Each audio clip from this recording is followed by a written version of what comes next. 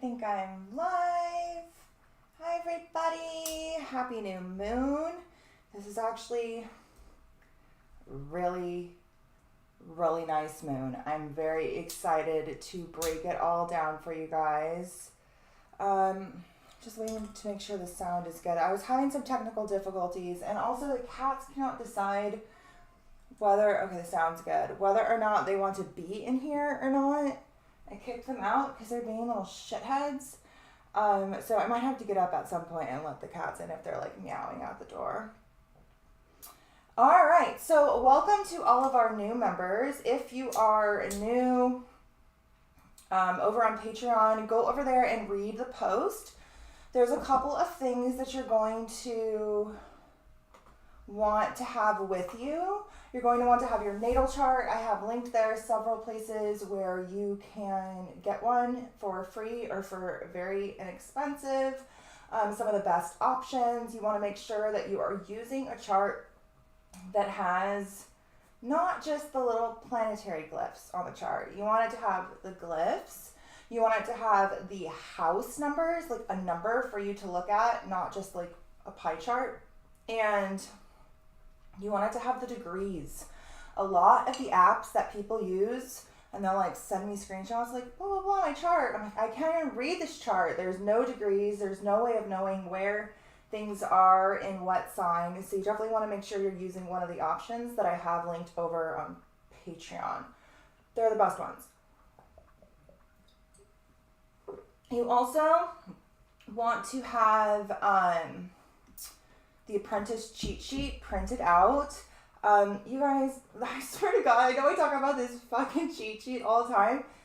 I learned astrology from that sheet. Like, it was pivotal in my beginning of learning.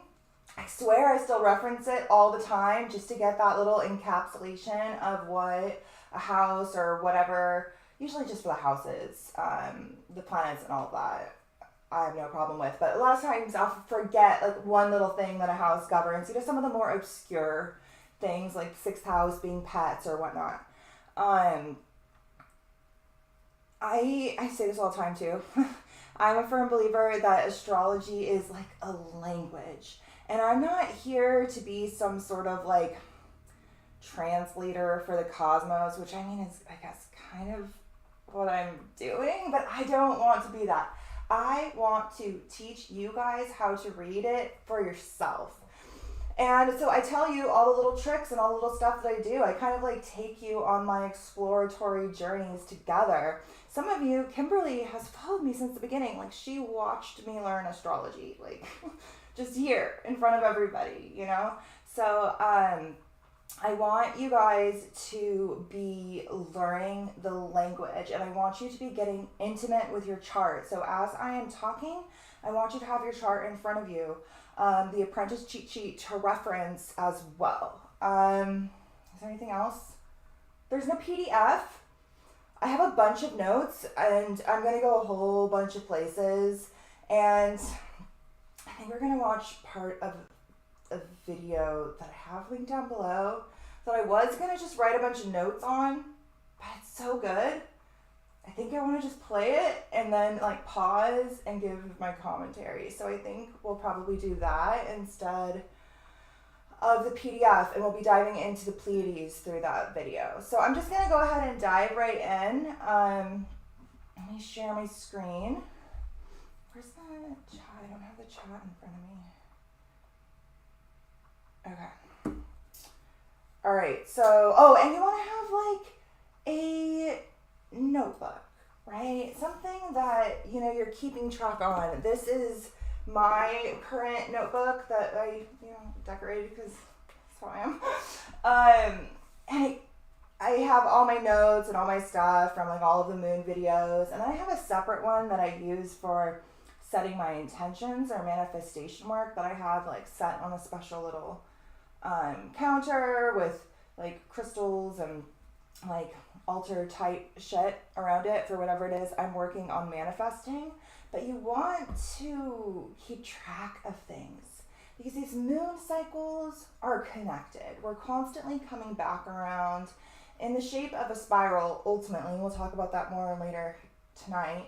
And we're coming back to the same things. And so it helps to look back and be like, where was I kind of at for the last Sag moon, which was a full moon, which was an illumination in this area. If you go back and you can remember what was being illuminated for you, what kind of culminations you were having, what you were seeing, you can then fine tune your manifestation or your intention setting during this new moon in alignment with like the lessons and the growth that we are ultimately working to embody and unlock, right? Okay, let me share my screen. My nose is all runny. I hope I'm not getting sick. Eddie's throat is all scratchy and he has this little cough.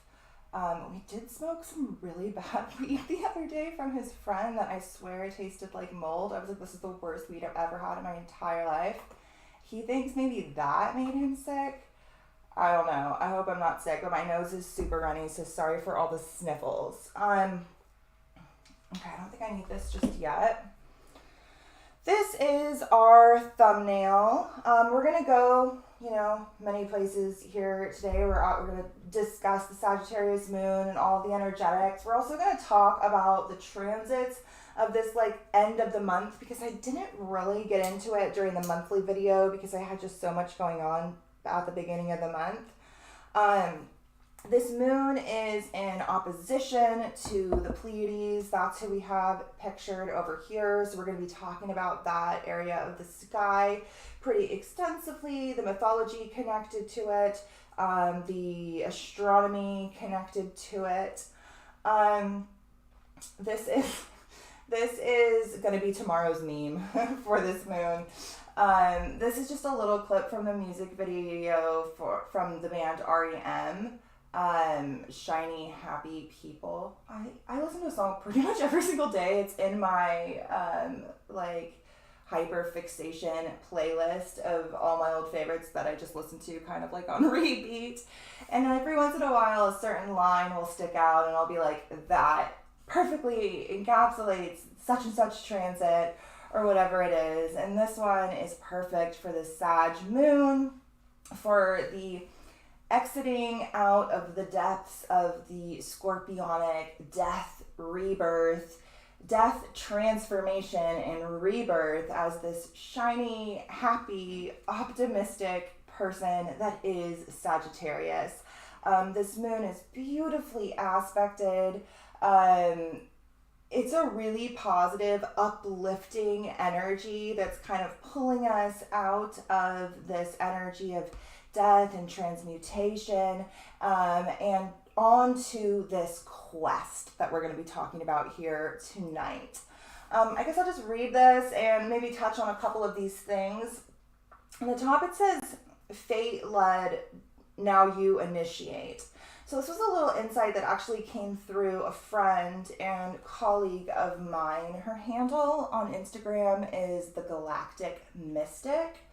And she's a fabulous astrologer whose astrology is very similar to mine. She uses a lot of fixed star points and asteroids and black holes, and she always pinpoints really interesting things in the sky that, I miss. And she pointed out that this new moon falls at the exact degree as the last new moon that we had in Sagittarius, not the degree of the moon, but where the south node was at the time. It was actually a solar eclipse in Sagittarius. It's actually one of the videos that I have linked down below. We're going to go a bunch of places here tonight. We're not really going to super expand on the Sagittarius archetype. We will when we go over our Sag slide, but I have linked down below several other Sagittarius videos that I've done in the past. This one, I really recommend going back and watching this one. This is the solar eclipse that she's talking about, where the south node was at the exact point as this new moon. And as you guys know, eclipses are points of fate and destiny and these redirections. And so back then, a year ago, fate was very much taking the reins when it comes to what area of your chart Sagittarius governs. We were being pulled. We were being led. Well, now this new moon falling at the degree of the node at that time, this is where we can initiate this next level of our journey. We are taking the reins, like fate led us here, but now it's our chance to initiate where we're being nudged towards. You know, a lot of times we can ignore the calling. Like eclipses can only come and do so much for us to set us on course to our fate and destiny. Like if we don't then stand up and take the reins and fulfill what was being shown to us, like we're not just gonna one day just awaken and be living our life purpose, right? This is when we really take initiation. In this video, I dove very deep into Sagittarius's connection to the hero's journey, and this sort of archetypal, that's the slide, this sort of archetypal energy of the quest that we're now stepping into. We're going to expand on that here tonight, but this is when that concept really started coming through. This Sagittarius supermoon video, which was the previous Sag moon we had 6 months ago, but it was a full moon, I dove really deep into this area of the sky and its connection to Ophiuchus. This moon actually falls at the beginning of the constellation of Ophiuchus, like the first star of Ophiuchus. We're not really going to talk about him tonight, but I did in this video like a lot. And it's linked down below, so I definitely recommend watching that. Also, the Ophiuchus rabbit hole video would be a good one to watch. We also talked about this energy of the Axis Mundi. This video is linked on YouTube as well, which is this object of the quest we are now embarking upon. That is, if we exited out of Scorpio season through the door of rebirth, as opposed to being like swallowed by our shadow. We had two different routes that we could take: a path of alchemy and a path of destruction, which will ultimately, ideally, at some point lead to an alchemical rebirth, but doesn't always necessarily work that way. So for those of us who are, working to transmute these parts of our psyche, this Sagittarius season is very much the embarking upon the quest. And we'll expand on this here. But all these videos are linked down below. If you want to dive deeper into the Sagittarius archetype, it's down there. Okay. So fate led us here, but now we are initiating it. And this is a beautiful moon for setting intentions. I am not, you guys have heard me say this, I used to do a lot of manifestation work and a lot of intention setting, and I really haven't the past couple of years, like the past year and a half. I've been more so about like working archetypally with the moons and working to kind of understand the energetics, the archetypal expressions, and then working to kind of like embody those and align with the energy that's present at that time, as opposed to trying to bend it to my will, right? Now, that being said, I will definitely be taking advantage of this lunation. One, it's in my moon sign. I'm a Sagittarius moon, so it's literally my time of the year to set my manifestation. So it's in 100% alignment with my chart. And it is so beautifully aligned for manifestation, exploration, expansion, and growth. So it's definitely one to harness. We're going to be talking about the Pleiades and its connection to ancient collective catastrophe. And then also this sort of energy of the calling of our higher self, which Sagittarius very much governs. That's this quest that we're embarking upon right now. We're hearing this calling from our higher self into the unknown, ultimately.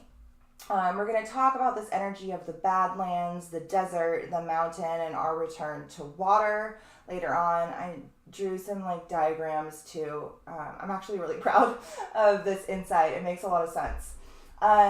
We are also embarking upon this sort of period where our psychic senses are going to be extremely attuned. And so we could have unexpected visions or clairvoyant insights come through very easily. So make sure you're paying attention to that. And like I said, it's a really positively aspected moon, and it's prime time for manifestation, exploration, and expansion. And we're going to talk about REM a little bit more later because they keep popping up and I keep making memes out of their fucking songs at all of the same times as these weird ritual things. And they're also connected to Georgia, particularly Athens, which, you know, we talked about is part of that like Athens, Atlantis, mystery school war. So I don't know. I don't really know what's going on with REM, but they keep coming up. And so we're going to talk about them more later too. So yeah, let's move on. Okay, so you're going to want to look and see where Sagittarius falls in your chart. If you do nothing else, like if you don't, you know, dive deeper into your chart and you want just like the basic, you want to look and see what house does Sagittarius fall in. It's going to fall in one of these houses. This is the area of your life that is a focus right now. So you guys have heard me say this before, you know, there is a time and a place for certain manifestations, right? You can manifest money all you want, but if you're having a sort of seventh house transit, you know, the focus is supposed to be more so on your relationships. And so you could be out of alignment. And I think things don't work as well when we're not in alignment with the flow of nature, right? If you're having you know, transit in the realm of, you know, the sixth house, which is our routines, our duties, our regular life, you want to be setting your intentions around that as opposed to, you know, let's say yourself or something like that. You definitely want to focus your intentions around whatever area is highlighted.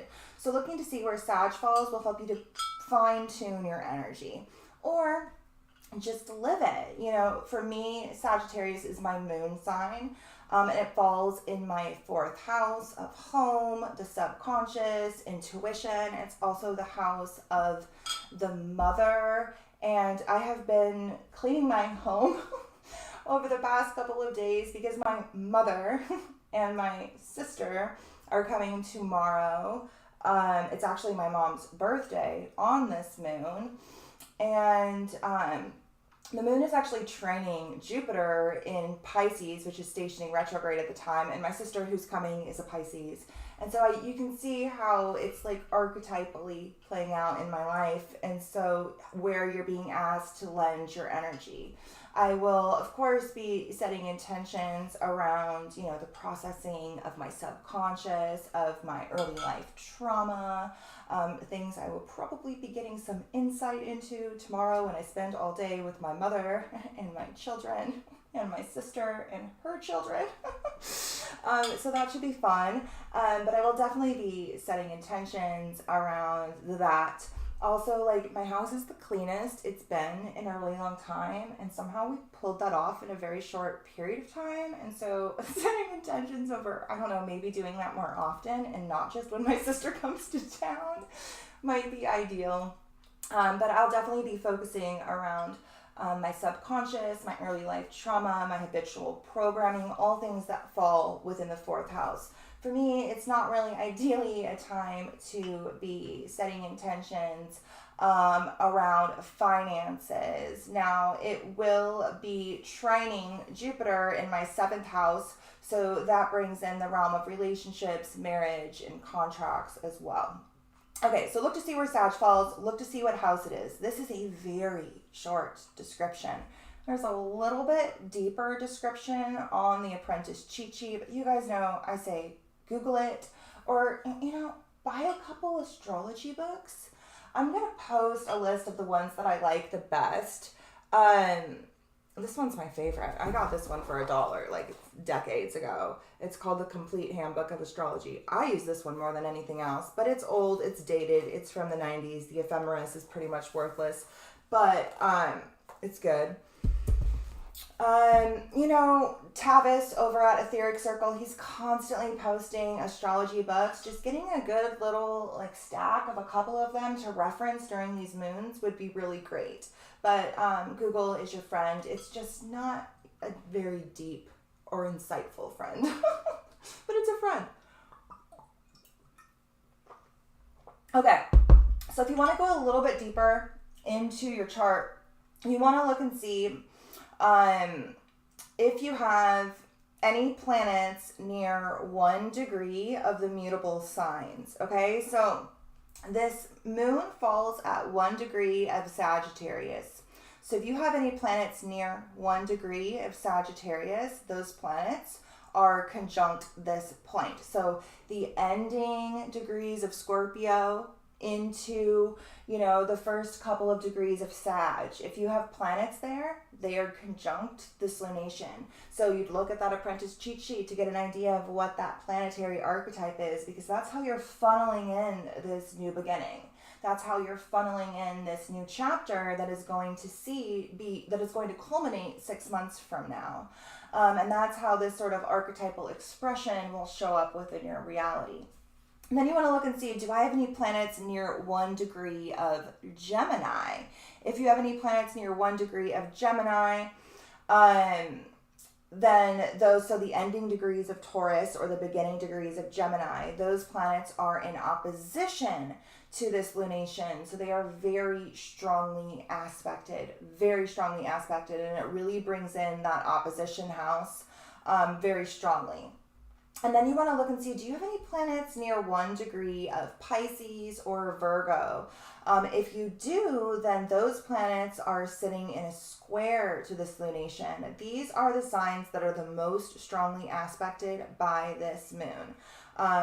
Sagittarius, Gemini, Virgo, and Pisces, particularly if you have planets near 1 degree. You also want to look and see if you have any planets near the ending degrees of Pisces, because this moon will be trining Jupiter as it stations retrograde, and it'll be stationing as it stations direct, and it'll be stationing direct at the end of Pisces at like 28, almost 29 degrees of Pisces. So that brings in really the entire house of Pisces. If you have planets in Pisces, they're strongly aspecting this moon through square, but the end degrees are through trine. We'll get there later when we get to the chart and I can point at things. Okay, so let's dive in a little bit to the archetype of Sagittarius. Sagittarius is the centaur. It's actually Chiron. So Sagittarius is actually Chiron. It's ruled by Jupiter, but the mythology surrounding around the centaur of Sagittarius is the mythology of Chiron. We'll expand on that more here later, but he is the trainer of heroes. He has a lot to do with wisdom and knowledge, and also the path of healing. So Sagittarius is one of the 4 mutable signs, these being the others.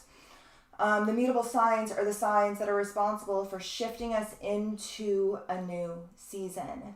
They do not spark the season like the cardinal signs. They're not fixed within a season with no change like the fixed signs, but they're responsible for moving from one season into another. So they're very focused and malleable and shifting.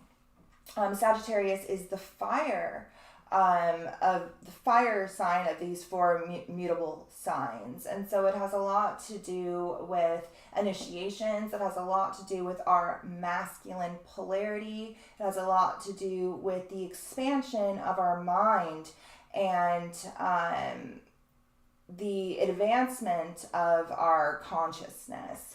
So Sagittarius is governed by the planet Jupiter. Jupiter is the planet of expansion, growth, philosophy, the higher mind, higher learning, social expectations, ideals, opportunity, religion, faith, wisdom. It's the planet of the law, theoretical thought, morality, spirituality, or material prosperity, and long distance travel. Not only is the sun and moon falling in Sagittarius, the sign ruled by Jupiter, but it is also sitting in a trine to Jupiter, while Jupiter is in the other sign it rules. So Jupiter governs both Sagittarius and Pisces traditionally. And so Jupiter is in its other home sign, trining, working harmoniously with this lunation. It's very Jupiterian. It's very strongly rooted in the realm of spirituality. Even more so than Sagittarius, because the ruler of Sag is in the other sign that governs spirituality, but the more rooted in actual spirituality as opposed to dogmatic religion, which Sagittarius tends to kind of lean in the direction of. But we'll talk about that more later.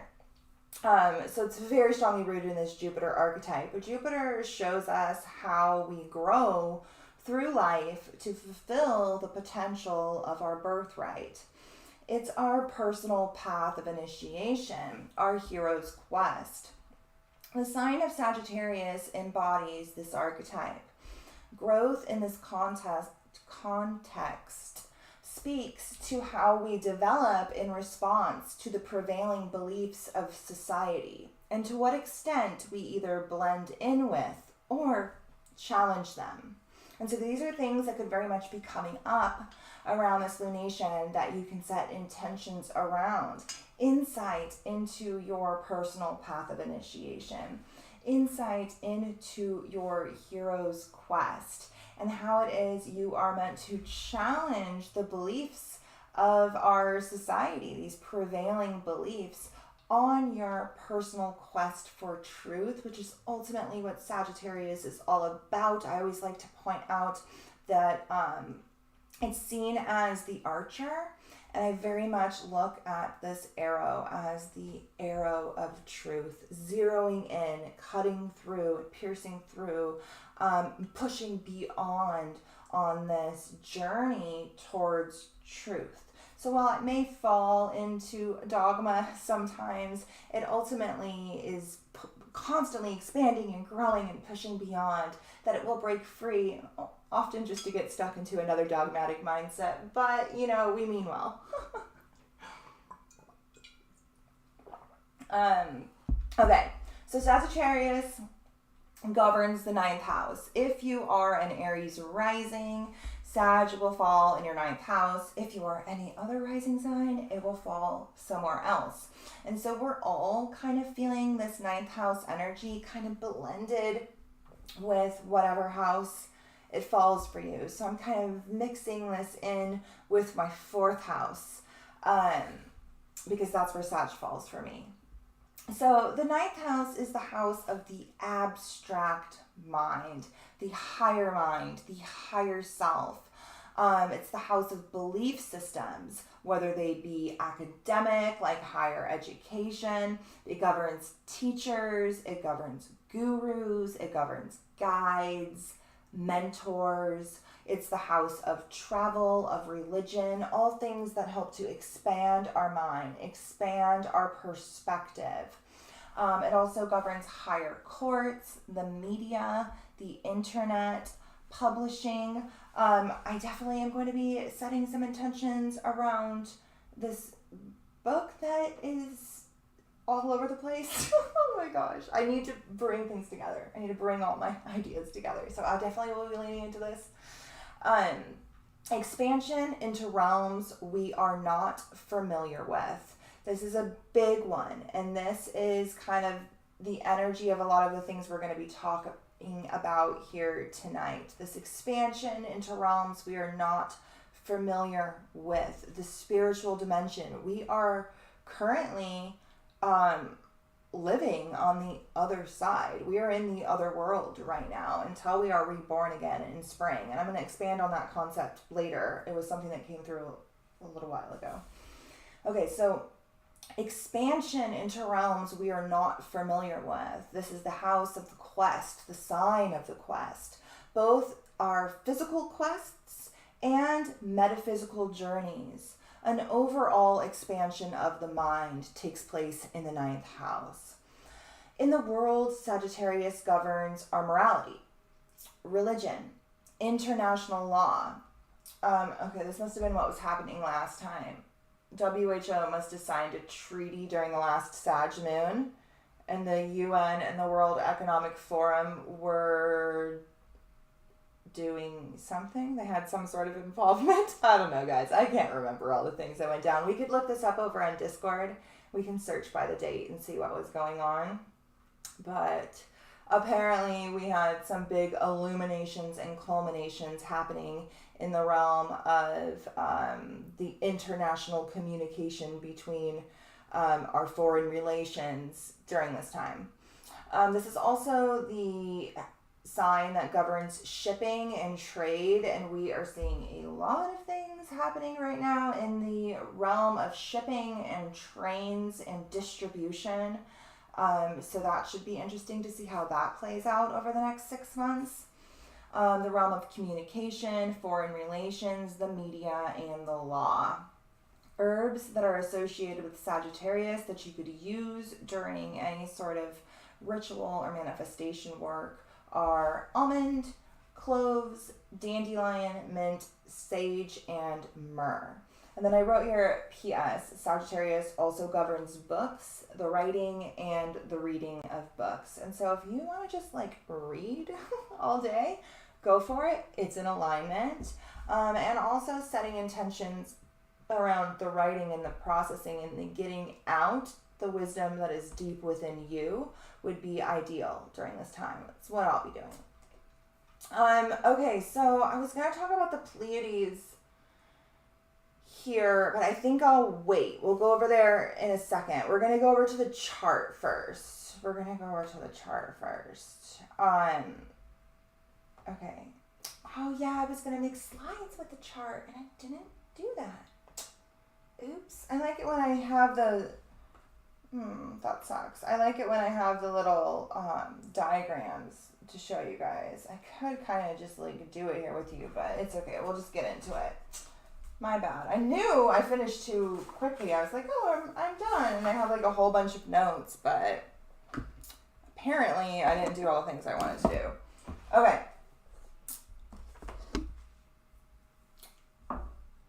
Our moon falls on November 23rd. At 2:57 p.m. Pacific Standard Time. You can change it to your time zone to find when it is exact. For you, this is Los Angeles time. Timing it to like the exact moment is good if you are, doing some sort of manifestation ritual, like a candle or a meditation or something like that. But it's not necessary. The moon falls at 2:57 p.m. and it's going to be at like the beginning degree of Sag. It's going to be in Sag all day into the next day. So we'll really be feeling that, especially as it transits over Venus and Mercury. The timing, it's good, and it does help with like focusing your intention, but it's not necessary. So, like I said earlier, this lunation falls at the exact degree that the South Node was at during the last new moon, which was a solar eclipse. So fate has led you to a new chapter in whatever area Sag governs for you. But now it's time for you to initiate the second chapter. Like whatever is next. Like, are you going to write this story? Oh my God, this is such a... Are you going to write the story? Or are you just going to have this little idea? It's like literally me and the books that I want to write or accumulate. Like, is this going to turn into a book, or is it just going to be chapter 1, led by fate, pushed you in the right direction, and then you didn't capitalize on it? This is definitely a lunation to utilize. Okay, I think I want to put some aspect lines up.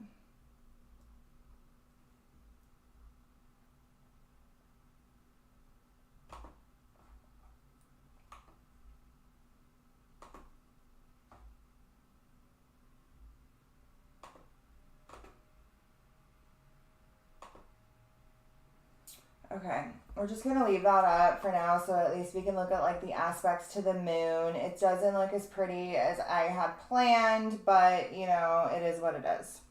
And we'll go over there later. Okay, so the main aspects to this moon are actually really beautiful. So the strongest aspect is actually this trine to Jupiter. It's out of sign. So it would be so Jupiter is at 28 degrees of Pisces at the time of this moon.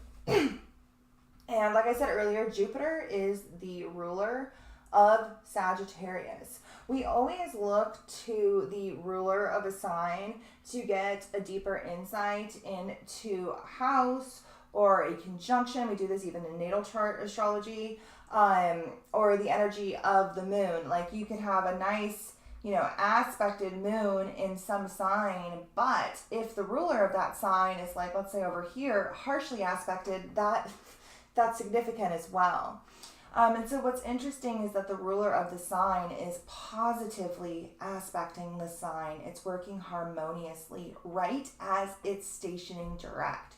So Jupiter has been retrograde for quite some time. I honestly don't remember when he stationed retrograde. I don't know, maybe somebody can Google it and write it in the chat. Oh, he stationed retrograde back in July, on July 28th at 8 degrees of Aries, pretty much conjunct Chiron, and then he dipped back into Pisces, and now literally moments after this moon, okay? So this moon falls at 2:57 p.m., and Jupiter is stationing at the time of this moon. You can see the S, meaning it's like literally standing still. It's not moving forward, it's not moving backward, it's just standing still. And then it stations direct at 3:02 p.m. So literally just minutes after this lunation. So that's a beautiful transit. It's a beautiful transit for internal expansion, internal exploration, because of that retrograde placement. I have Jupiter retrograde natally in my chart. It falls in my 8th house, which is the house of self-transformation. It's also the house of astrology and the occult. When you have Jupiter retrograde, you learn, Jupiter is the planet of learning, through personal, internal experiences. And you process information that way. It's why I have to do all this weird astrology myself. I have to figure it out for myself. And I don't actually really believe anything until I figure it out for myself. Everything else is taken on like face value. That is the archetype of a Jupiter retrograde person. They're very much internally process and internally learn and internally expand through personal experiences. This Jupiter stationing, it's kind of in the middle of the two. It's not retrograde, it's not direct. And so it is a growth and expansion. Jupiter governs growth and expansion, rooted very strongly in the spiritual dimension because it's in Pisces. It's at the end of the zodiac. It's like literally like the farthest you can get before it finally goes into Aries. Like it's at the end, 28 degrees, 49 minutes. It's almost at 29 degrees. About 1 degree away from the end of the zodiac. It's in the fucking abyss, the abyss of the cosmic womb, and it's stationing. It's not going into the abyss. It's not coming out of the abyss. It's like waiting within it, ultimately. And it's not projecting one polarity. It's balanced. And so this tells me that the expansion and the growth that can stem from that which is seeded during this lunation will benefit both our internal growth, our internal expansion here very deeply in the realm of the unconscious, in the spiritual, mystical, unseen realm that is Pisces, but also in the outward world, which is where Jupiter is about to enter back into. It's about to be reborn at that equinox point at that start of the zodiac when it dips back into Aries, and then it starts a new 12-year cycle around the chart, spending 1 year in each sign rather than 1 month in each sign like the sun does. Like Jupiter governs academia, higher learning, because it literally does its homework. It literally spends extra time in each sign. I mean, every sign does, but Jupiter does it like in a fractal of our sun, right? So the sun takes 12 months to go around the zodiac, and Jupiter takes 12 years to go around the zodiac. So you can see how it literally represents our higher self, with the sun being this more egoic identity that traverses around throughout the year, but Jupiter being that like higher octave that takes, you know, a 12-year cycle to do its thing, to partake on its quest, right? So this is the strongest aspect. It falls rather than at the beginning degrees of Aries. Jupiter actually falls at the ending degrees of Pisces, and so it does bring in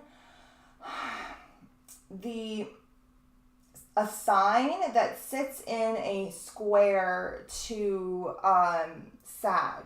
So Aries is actually the sign that is trining Sagittarius because it's in the same element. It's a fire element. This is a water element, but because Jupiter is there, it is really so harmonious when it comes to our growth, when it comes to our expansion. I cannot stress that enough, how beautiful this aspect is. Let me see. The other ones are all kind of like asteroids and stuff that I do want to kind of point out later, I guess. Hold on, let me see what I got here. I have so many notes. It might help me just to talk about them. Okay, so Jupiter stations direct in a trine to this lunation. So, you know, their missions are in alignment with each other. Jupiter's rebirth from the abyss into the realm of identity, into the realm of the self, and this new chapter starting in the realm of our higher self that is going to culminate in 6 months are working harmoniously together. We can really capitalize on this. It also houses the opportunity for deep transformation, like deep transformation, because not only is it in the depths, like it's literally at the bottom of the zodiac, in the depths of our collective unconscious, all that is hidden, all that is hard to see, all that is hard to process, this very symbolic, archetypal realm, but not only is it trining this lunation, but it's also working harmoniously with Pluto because it's sextiling Pluto at the time that it stations direct. So Pluto is the planet of death, rebirth, and transformation. It helps to alchemize what we find in that underworld. And it is very strongly rooted on this concept of rebirth and awakening the abyss, right? And it's working harmoniously with this moon as well. So the only aspects to Jupiter at the time that it's stationing are harmonious. The only major aspects to this lunation that aren't asteroids are harmonious. There's really no major planetary like triggers or oppositions coming through this lunation. So if we take the reins from fate and we initiate what it is we're being shown we're supposed to initiate, like the quest is looking up. Like it's really looking really positive for that which we are trying to bring in to actually manifest. Jupiter also is said to kind of govern manifestation and abundance and all of that jazz. Okay, hold on. We'll get there. Now, I do want to point out that there is a fair share of delusion present, okay? Sag has its, even though it's like the quest for truth, it has its fair share of illusions, and these illusions often stem from dogma and belief systems, fixed belief systems, and the grandiose thinking that you know the truth. The Sag always thinks they fucking know.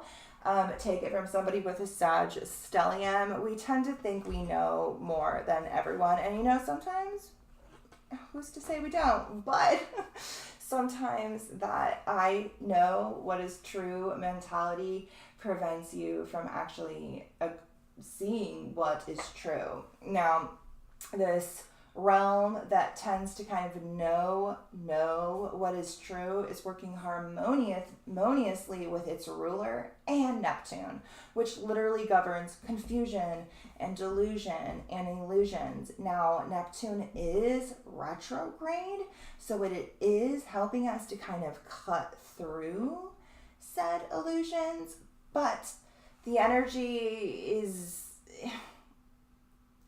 it's foggy. It's foggy, and especially kind of rooted in like the thumbnail, you know, blind optimism that can sometimes get us into trouble. But really, this moon is so optimistic. We need a little bit of blind optimism right now. And so, you know, I just say go for it.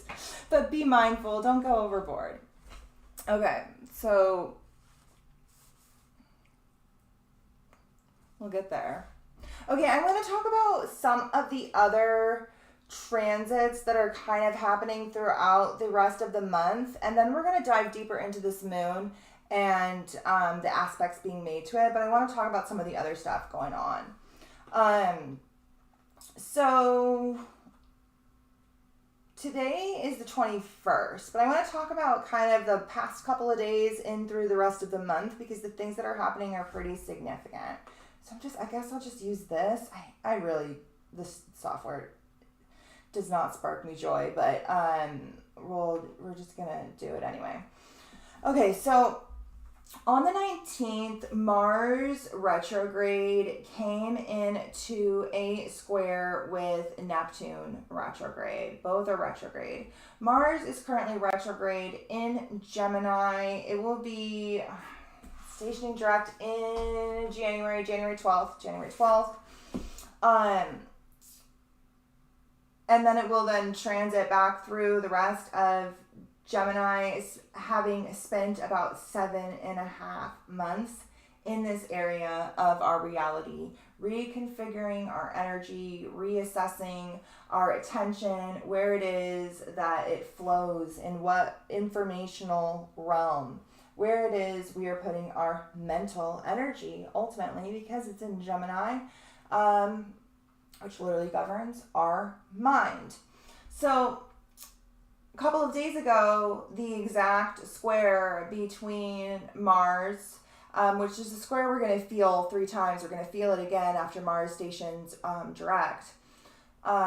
It has come into its square with Neptune retrograde. Neptune is working to kind of cut through illusions, cut through delusions, help us to see clearly through this fog of illusion, ultimately, and Maya, which is kind of like this whole human experience, really. And when Neptune's retrograde, we are faced with harsh confrontations with reality. And this Mars Neptune square that we're still very much in the midst of at the time of this lunation has us reassessing our energy and coming to some sort of compromise when it comes to, you know, the information that we're taking in because of what it is that then we were shown. It's just like, if you're exhausted, like, this is the transit that is making us so fucking tired, but also really feeling like we're seeing clearly. But because we're seeing so clearly, we're going to have to take action when it comes to shifting our mind now because of what we were shown. Not only are we do we have this sort of energy going on, but we also have Venus conjunct Mercury in the sky. It was actually exact yesterday. It'll be off by a degree at the time of this lunation. Venus and Mercury are actually conjunct fixed star Aldebaran. So hold on. I have to go ahead and read this. This is a PDF from a video I did all about, oh, this is the wrong one. Is this the one with the, okay, there it is. That I did all about Aldebaran. It was the Gemini New Moon video. You can find it on YouTube. But I did it all about these 4 royal fixed stars, which are actually aspecting this lunation. So I talk in here on how this Aldebaran star is connected to like Nazi cosmology and the Vril Society and these Nordic ETs and the Mars missions and all of this stuff. And I link a bunch of stuff and we go off on that whole tip. We're not really going to talk about that here today. We're going to talk about how this moon is actually aspecting all 4 of the royal fixed stars. So these 4 royal fixed stars house the fixed signs, and they used to align with the solstice points and the equinox points like back in the day, like way back in antiquity. But because of the precession of the equinoxes, they have since moved out of alignment with the solstices and the equinoxes. They've actually completely moved out of the fixed signs that they used to govern, and they've all since moved into mutable signs. I've talked about this extensively in so many different videos.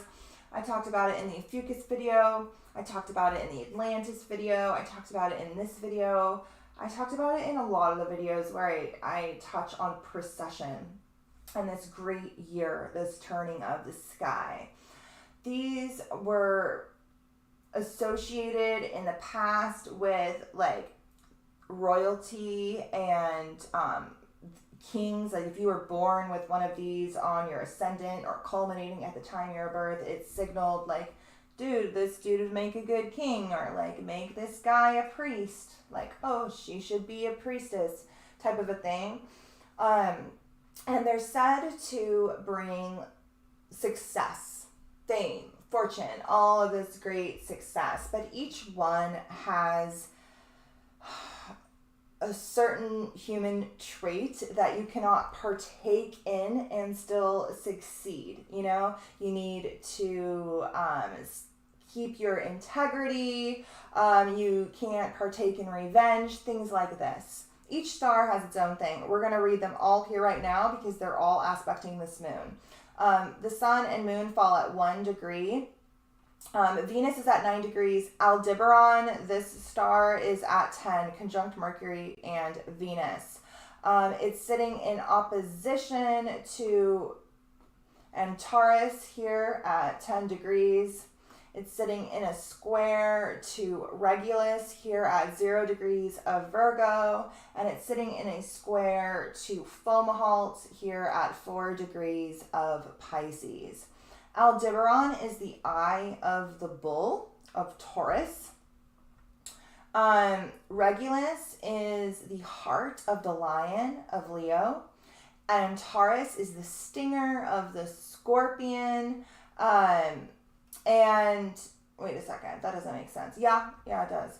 And oh wait, Aldebaran is over here. Antares is over here. It's conjunct Antares. It's opposite Aldebaran. My bad. And it's sitting in a square to Fomalhaut, which is the eye of the fish. So all 4 of these royal fixed stars are aspected, and so all 4 of their fine print are going to play into whatever intentions you set around this time. And so we have to make sure we kind of follow all these rules, because what's said is if you don't, you'll actually be able to still obtain a certain amount of success, but you will have a huge fall from grace. And so a lot of these stars have karma tied to ancient civilizations, particularly the Persians. These are the 4 royal Persian stars, but are just connected to the path of success and the corruptions that fall in our wake on this path that humanity often succumbs to. Okay? So this moon is in opposition to Aldebaran. Aldebaran is at 10 degrees of Gemini in opposition to Venus and Mercury. Aldebaran brings success through integrity. I actually have this star conjunct my midheaven. I feel this very heavily. Like, I really feel like so careful about all of the different ways that I'm afraid to sell my soul. And I really do focus so much on being authentic and real and working from a place of integrity and like doing this because I want to do this, not for any other reason, particularly money. I don't want that to be a driving force. But anyway, this moon is in opposition to Aldebaran, mostly Venus and Mercury. Aldebaran brings success, but only through integrity. Aldebaran is one of the 4 royal stars of Persia, which used to align with the solstices and the equinox points, but they have moved out of alignment and the black holes have moved into alignment. I talk about that in a lot of videos. This is known as the Watcher of the East. Like the other royal stars, Aldebaran promises great success as long as certain conditions are fulfilled. The issue for Aldebaran is one of integrity. If the individual strives to achieve without compromising their integrity, then there can be great success. However, if they will be tempted to compromise themselves, and if they succumb, this is their downfall. Now, the moon itself, Venus and Mercury are conjunct Antares. So Antares is the stinger of the scorpion. It's its opposite Aldebaran. And this star, and this lunation, and where Mercury and Venus are, brings success, which can be obsessive. Okay, so keep this in mind when setting your intentions. This is another one of the royal stars of Persia, the Watcher of the West. Being a royal star, it can bring great success. But the possible cause of undoing is that the person can go to excess or become obsessive. Obsession leads to downfall. However, by keeping a balance between success with one's goals and the quality of life, the potential downfall is avoided. So keeping this in mind when you are setting your intentions, balance between success in one's goals and our quality of life, okay? Now, the next 2 stars are sitting in a square to this lunation, so it's a very triggering aspect that is seeking some form of compromise, some sort of action, some sort of compromise to come into alignment. Fomalhaut over here at 4 degrees of Pisces, and Regulus over here at 0 degrees of Leo. Okay, so Fomalhaut brings success through noble ideals. For Watcher of the South. Like the other 3 royal stars, it promises success, but only if the individual avoids the pitfalls presented by the star. This star is about ideals and dreams. If these are noble, then great personal happiness can be achieved. However, if the dreams or ideals are corrupt in any way, then there is great loss and confusion. And so maybe setting intentions around finding clarity when it comes to your vision might be ideal. And then Regulus. Regulus brings success if revenge is avoided. The heart of the lion. So Regulus is the heart of the lion. It's the Watcher of the North. Blah, blah, blah. It is one of the great stars in the sky, and it is linked to the Persian mythical king Ferdam. He was a prosperous king, but he lost his kingdom when he engaged in revenge. All of the royal stars promise great potential and success as long as a particular human nemesis is avoided. In Regulus's case, the issue is that of revenge. And if strong in a chart, which it definitely is here, it's in an exact square to the moon itself as opposed to Venus and Mercury like the other stars, the individual needs to avoid this temptation, okay? And like I said, in this video, I go all into this deeper if you guys are interested in like the whole procession. Oh, and these are also tied to the 4 horsemen of the apocalypse, so that's fun. Okay. So, what was I saying? We were talking, about Mercury conjunct Venus and how it's aspecting all of these stars, really bringing in this aspect to all 4 of these stars. So it can just, again, speaks to the benefit of this lunation. Not only is it positively aspecting its ruler, and it's a, very manifestationally aligned, I don't even know if that's a word, lunation that can really help us to expand and grow. But it's also making aspects to all 4 of these stars that bring success. They all bring success, but they require something from us in the process. And so keeping these 4 things in mind when setting your intentions will really help to prevent this sort of fall from grace that can happen if we compromise ourselves and we succumb to these lower archetypal expressions, right? Okay, so on the 24th and the 25th, this Mercury Venus conjunction here will be coming in a trine with Chiron retrograde. I have to get rid of this, you guys. It's driving me insane. That's why I make the little slides, because I hate this software. I can't even, okay, aspect lines off. Okay, so this Venus-Mercury conjunction that was exact yesterday, we'll be feeling for quite some time. Mercury will come into an exact trine with Chiron retrograde here in Aries, the sign of the self, on the 24th, and Venus will come into its trine on the 25th.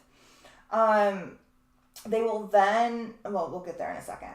So Venus is the planet of relationships. Mercury is the planet of the mind, of communication. And they both will be coming into a trine with Chiron the day after this lunation and the day after that. Exact. But they're already feeling it at the time of the moon. And so not only is the sun and moon trining Jupiter, the ruler of Sagittarius, working harmoniously with Jupiter, but Venus and Mercury are trining Chiron. Chiron is the archetypal ruler of Sagittarius. Sagittarius being the centaur, that centaur is Chiron. And so it really speaks to this harmonious healing energy that is this influx flowing into the intentions that we set around this time, healing our relationship, healing our mind, and expanding and pushing us forward. Chiron will be retrograde. And so I wrote here that a lot of this is internal healing. We will see this manifested externally within our relationship dynamics, within our means of communication. But a lot of this healing is happening internally, and it's happening around our identity. Aries governs our identity.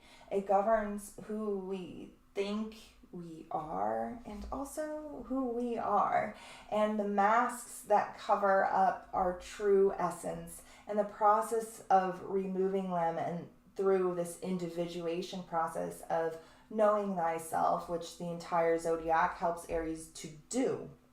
So a lot of this is internal alchemy being triggered around this time. So Venus and Mercury will be trining Chiron at the time of this lunation, and then the days following will really have this sort of healing influx, wash over them, right? And then on the 29th and the 30th, they will come into opposition with Mars retrograde, the same time that Mars retrograde is trining Saturn. So they'll be still working harmoniously with Chiron in a wider orb. Then they'll be coming into opposition with Mars retrograde. So Mars is over there in Gemini, the realm of information, the realm of our mind, having us redirecting our energy.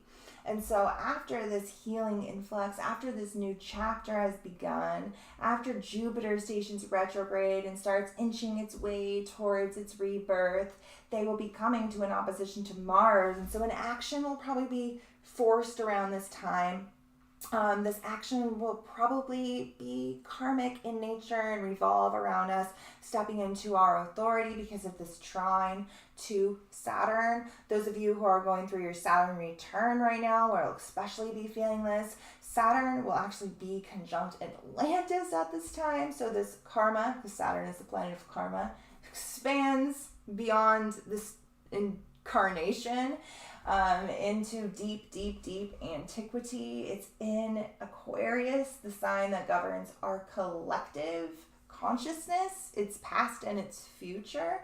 And it will be conjunct Atlantis at this time. And so this internal healing, these actions that we're taking when it comes to the redirection of our energy, stems from deep karmic soul work, all things that Saturn governs, this path of initiation through harsh confrontations with reality, the need to set boundaries, the need for limitation, the need for growth, the need for hard work. All of these things will be coming up around this time, and the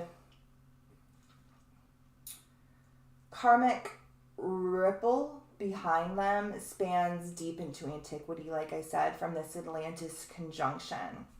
Okay, is there anything else I wanted to say about the end of the month? Okay, yeah, a couple more transits. Oh, so this, I wrote here, this opposition to Mars on the 29th and the 30th will bring deep inner initiations, because Mars is retrograde, so it's working very much on an internal basis. That's why it's a lot about redirecting our energy, our internal energy, and a lot of these sparks will be coming internally, and so these will be inner initiations sparked through this growth of the self that Sag season is all about.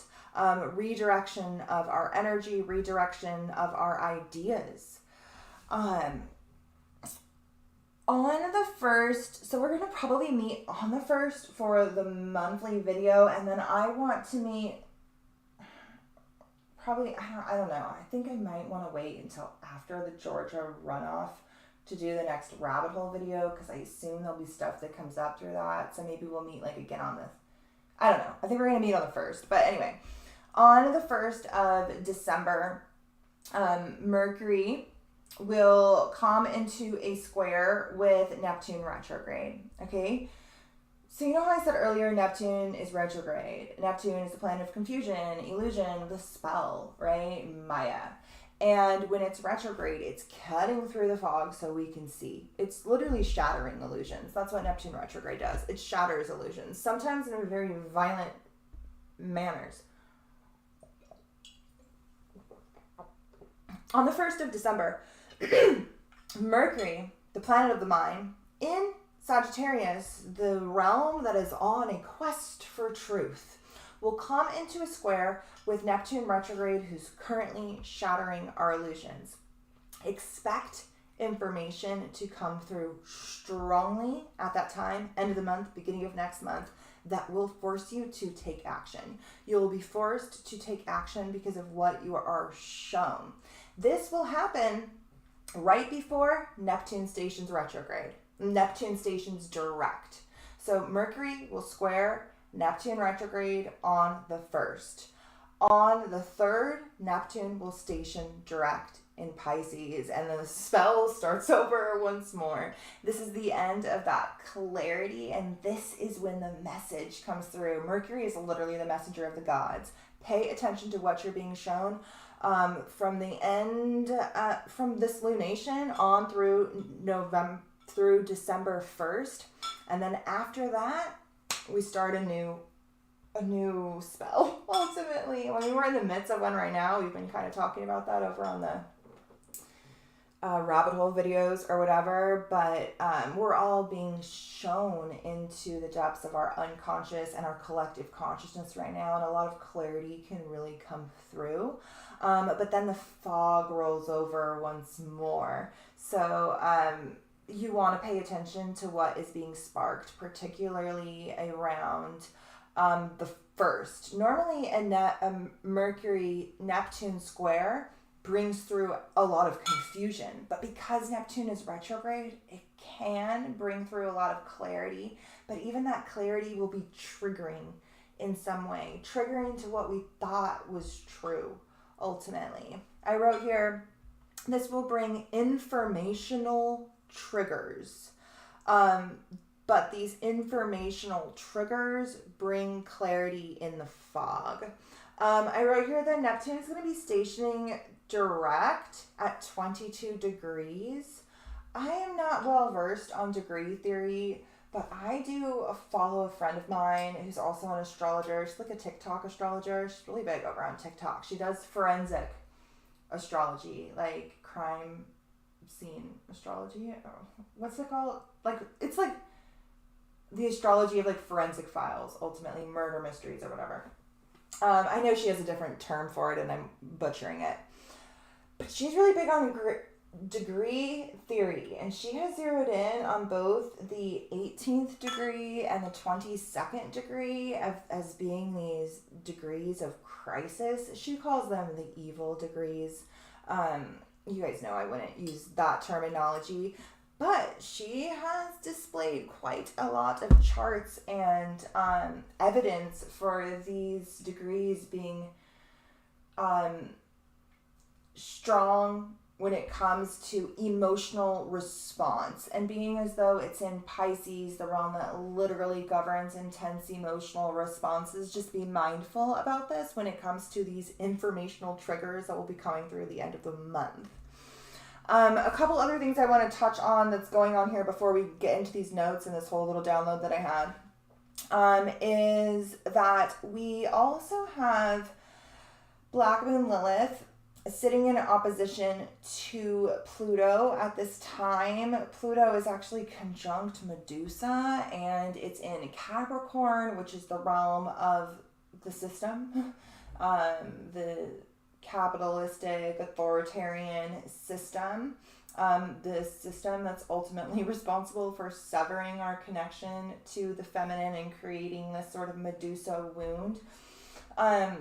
And it's in an opposition to Lilith. And so we see this power struggle playing out between Pluto is the planet of power, and right now it's in Capricorn, the system. So the power of the system and the repressed divine feminine, because Lilith is in opposition. Lilith literally represents the repressed, the farthest, most hidden, most unworthy parts of ourself. It's in Cancer, which governs the mother, which governs the womb, which governs the woman, which governs our subconscious, our traumas, and we're seeing this sort of archetypal power struggle play out very strongly right now, and it is strongly aspected at the time of this lunation.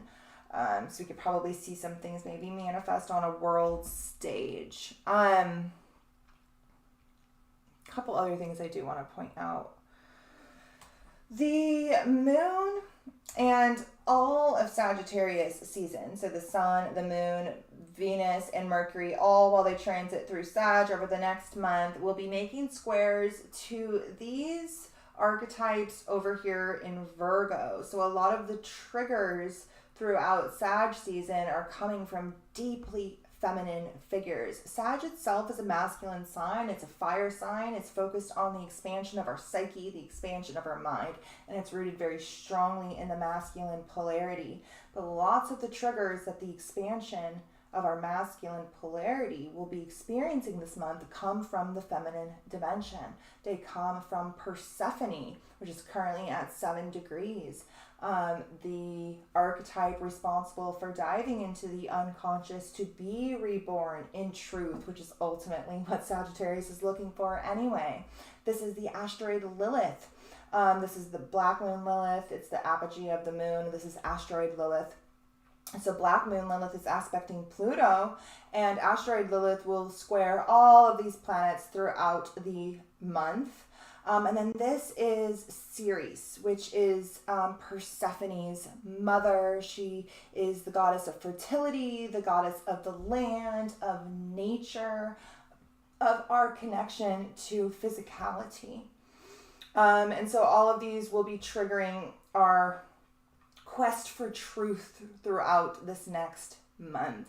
I rolled some dice, and one of the dice that came out was, so I have one symbol for light, I have a symbol for dark, and then I have one for like balance between light and dark, and the balance symbol came out, but the way it was like oriented, it had the light half on the top. And so I wrote here, like, this moon is dominant in the realm of light, in our masculine polarity, but we are in the dark half of the year. And so it is balanced. It's balanced within both polarities if we can work with them both. And the triggers are here to force us to take action to do so. This lunation is also sitting... Okay, well, we'll talk about that when we come back and expand on this. I want to, let's see, what time is it? It's 10:30. Okay, we're going to do this. We're going to go over here. I guess this is the only picture that I have on this. We'll do that when we do the cards, I guess, because it goes more with the cards. Okay, so let's go back over to the chart, and we'll do that. I'm not the most organized here tonight, guys. Bear with me. But my house is fucking clean. Like, the cleanest it's been in a long time. So, like, that's kind of a big deal. Okay, so let's talk a little bit more about the aspects being made to this lunation from other things. So, let me bring this over here. So, this moon is sitting in a trine to Jupiter, which we talked about earlier, but it's also sitting in a trine to the asteroid Sphinx. So, you guys have heard me talk about the Sphinx before. It is the archetype that represents mystery, the unknown, the riddle, this realm of the unknown that we're ultimately embarking upon on this quest that is Sagittarius season. We're going to talk much more about that quest here in a second. I have it like literally all broken down. And so embracing, that's Sag has a hard time with this. It's so funny because Sag is literally the sign, every sign is a paradox. And Sag's paradox is that it is the sign responsible for partaking on the quest into the unknown, but it also always thinks it knows. And that gets in its way of this quest into the unknown. And so this Sphinx trine is helping us to embrace the unknowable at this time. And so maybe even setting intentions around alignment with the mystery, with the unknown, piercing through the riddle to find clarity might be aligned.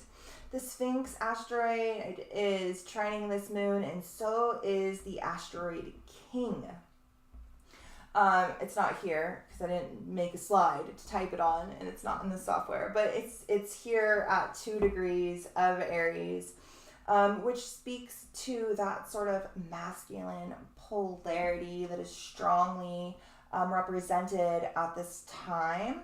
and the opportunity to set intentions around that part of our psyche, you know, the part of us that takes action, the part of us that is initiated, right? The part of us that does expand our higher philosophical, analytical mind. You know, the feminine polarity is rooted in the unconscious, in the subconscious, in that more magical, unseen realm. And the masculine polarity is rooted in the expansion of our conscious mind, that which we can see and know and understand. And that archetype of the king aligned with us can really help us to like transmute and alchemize any sort of karmic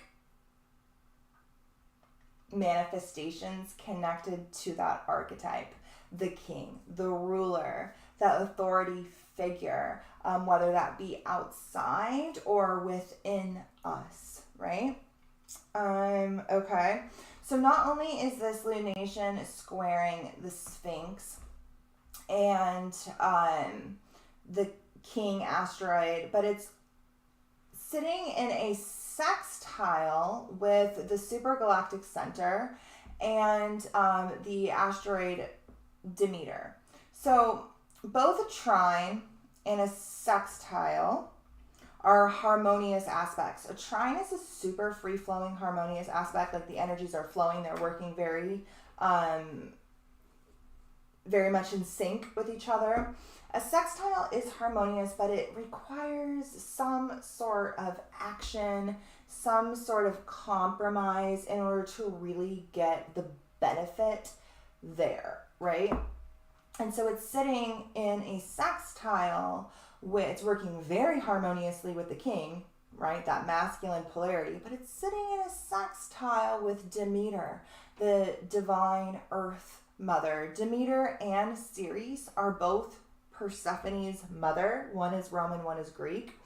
And they both represent that fertile earth goddess, our connection to nature, our connection to the land, our connection to the physical dimension, which is often severed in the quest for knowledge and truth and enlightenment, right? This is asking us to remember what gave us the opportunity to even partake on this quest to begin with. Both the Earth Mother, Demeter, and the Cosmic Mother, which is represented by the supergalactic center, which is the black hole at the center of our super cluster, which is working harmoniously with this moon, as is Jupiter, as is the Sphinx. Like, it's really, really positively aspected. It's so beautiful. Okay, so we talked about all these squares. Okay.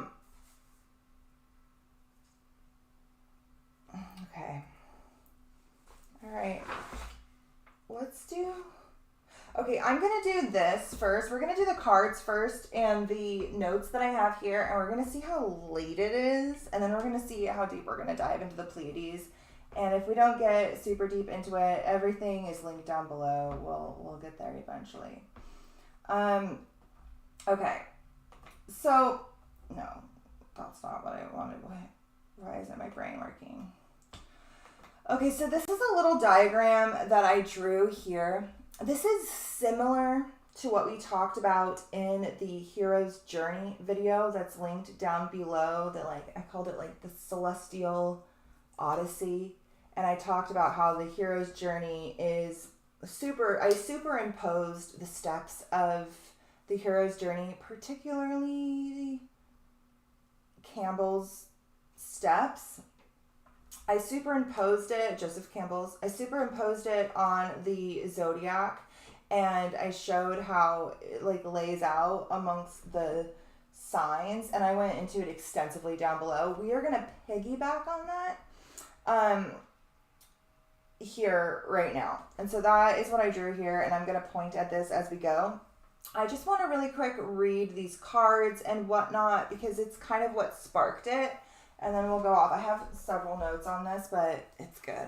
I'm excited. Okay. I'm supposed to get a bigger desk soon. Hopefully, because there's like literally no room in here for me to exist. Okay. So you guys know I always like to pull these cards, right? And so the cards is what sparked this whole thing. The archetype card that came out for this moon is the desert. And I'm going to go ahead and read this from the book.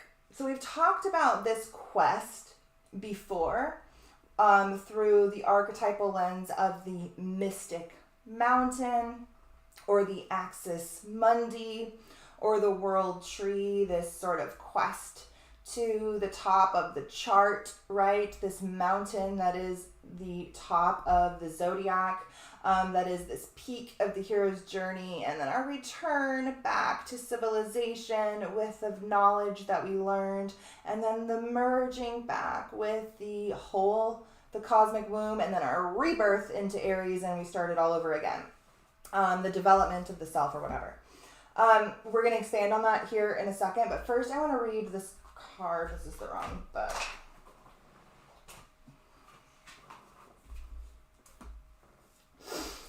Okay.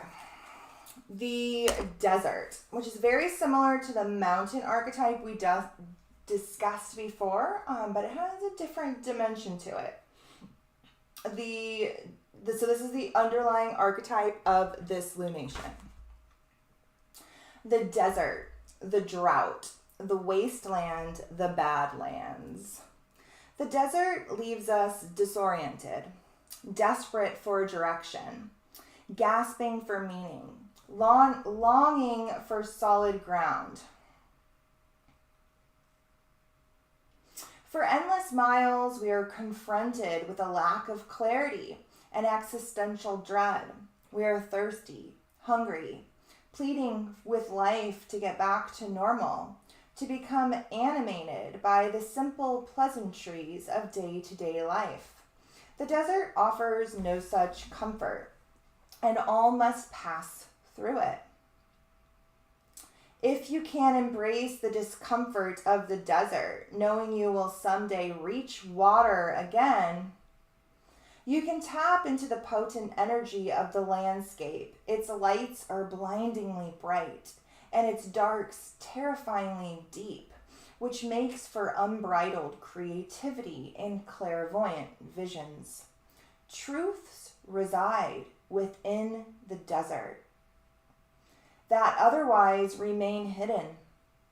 The crows, the shadows, and the coyotes surround you. Let the winds and the sands work their deep magic, weary traveler.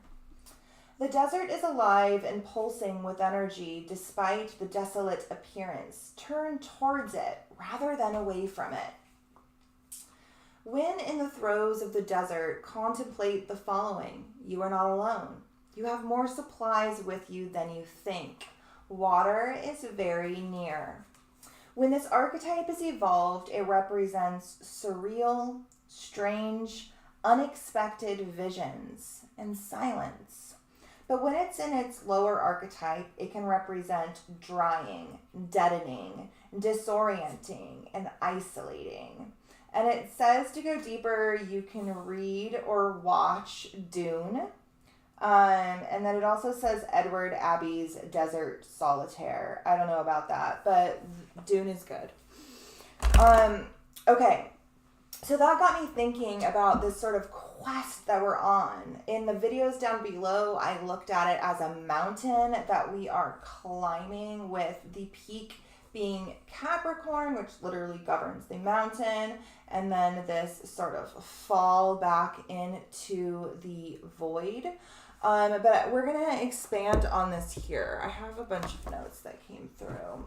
And then we'll read this at the end. This is how we can best navigate this desert, right? Okay, so you guys know we're leaving Scorpio season. Scorpio is a water sign. Scorpio and Pisces are both water signs. Pisces is the end of the zodiac. We're currently trekking the end of the zodiac. We just left, hold on, I want to look at the chart to explain this to you. Okay, so the zodiac starts in Aries, right? Aries is the sign of the self. The entire bottom half of the zodiac, these first 6 signs, all represent our inner world. They all represent the development of the self and our innermost world. Once we move into Libra, this is when, in this top half of the chart, this is where we enter the outer world, beyond that of our inner world, our inner psyche. Libra represents the other, represents relationships with another person, one-on-one relationships, whatever it may be, interactions with other people. From there, we move into Scorpio. Scorpio represents our unconscious projections, our shadow, and it also represents the process of death, transformation, and rebirth.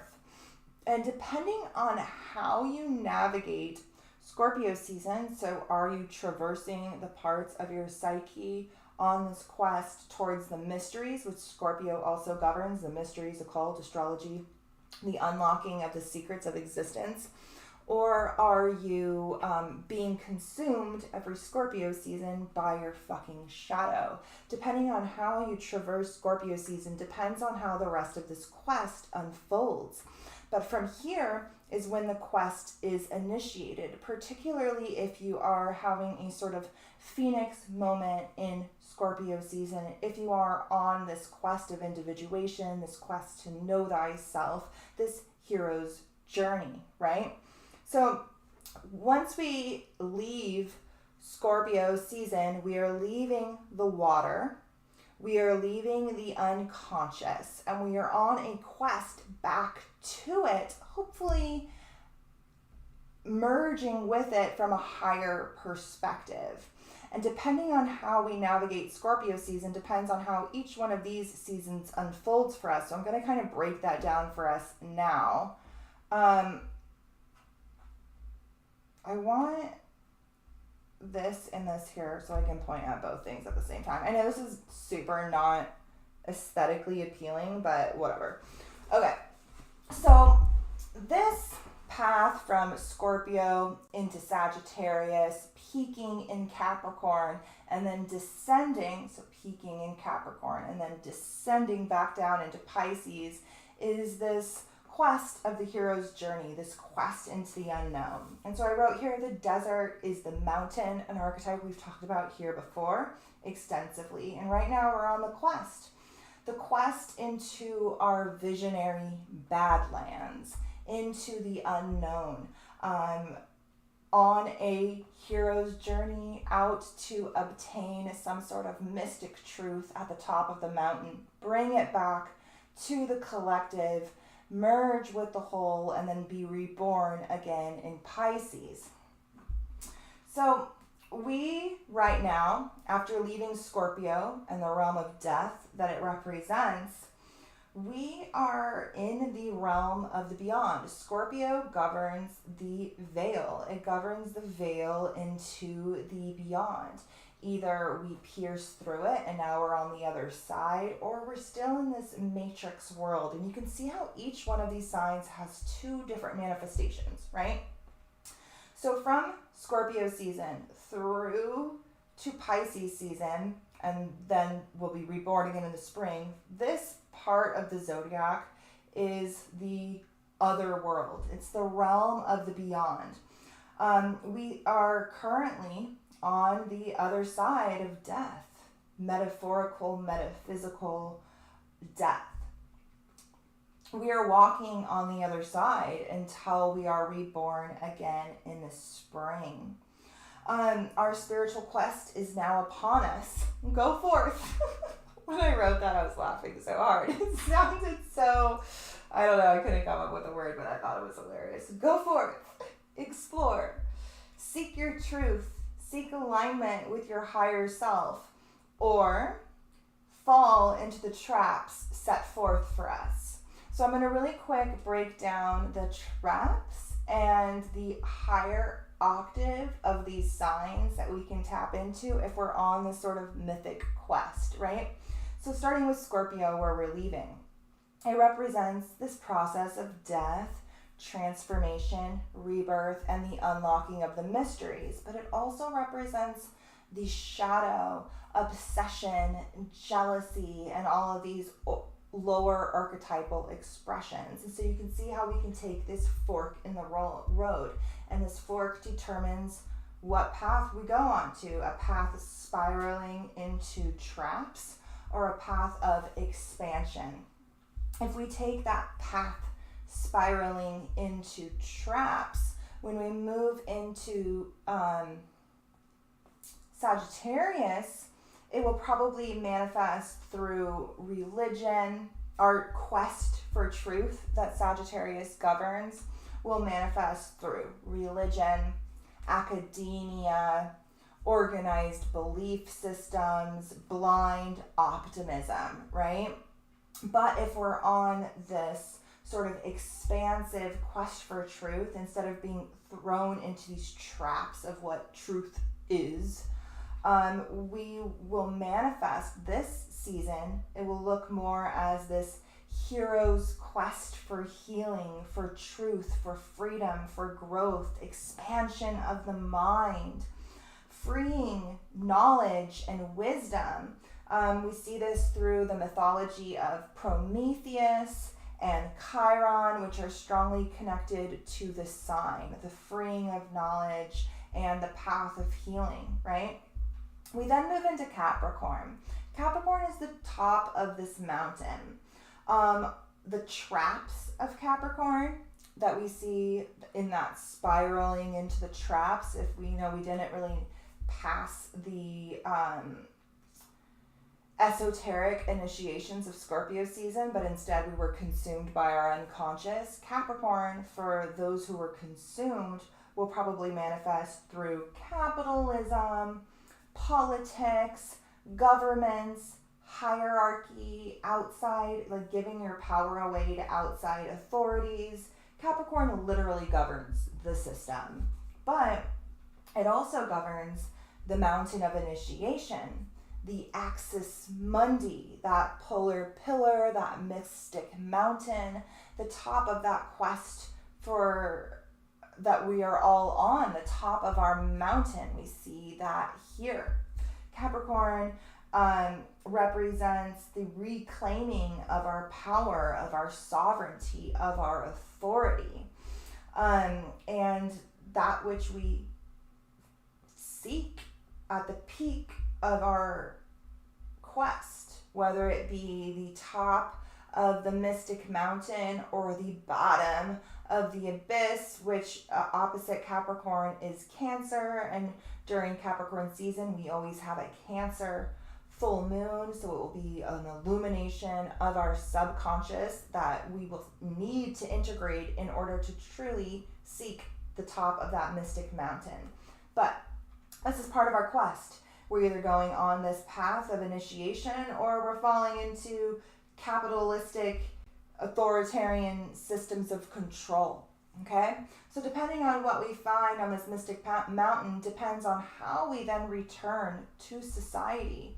The next sign is Aquarius. Aquarius governs our collective consciousness. It governs ideals that are often sometimes misguided. It governs advancements in technology.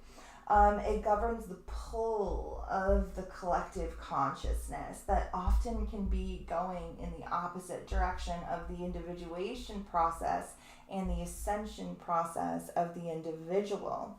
And so are we getting pulled by the collective ebbs and flows, by the collective mind, a mind that is very much being controlled through literal mind control technology.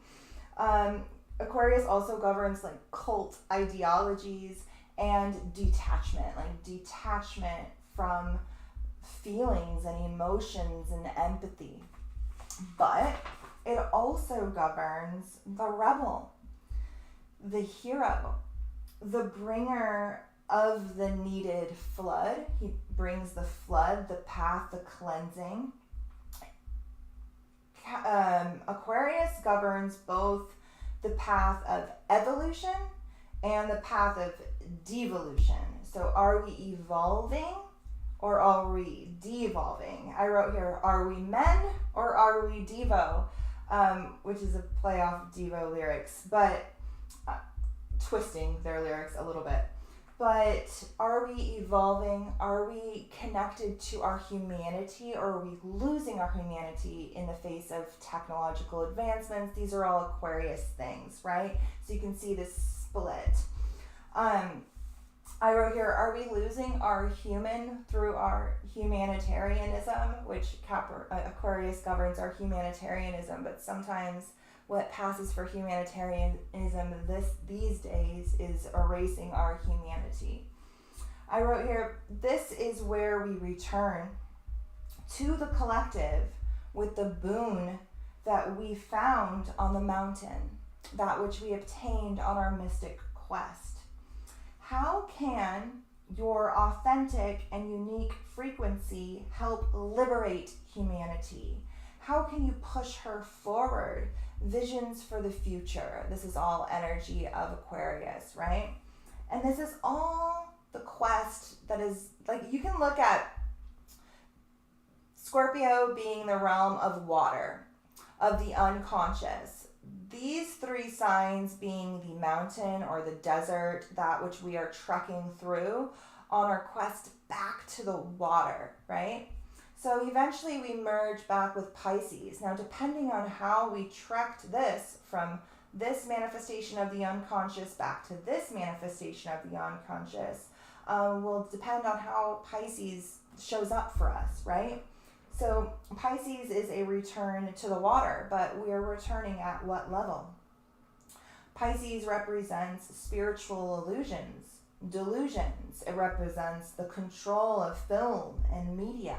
It represents lies, but it also represents the truth. It represents drugs and escapism, fear, psychosis, confusion, emotional turmoil. This is where we can be swallowed by the unconscious.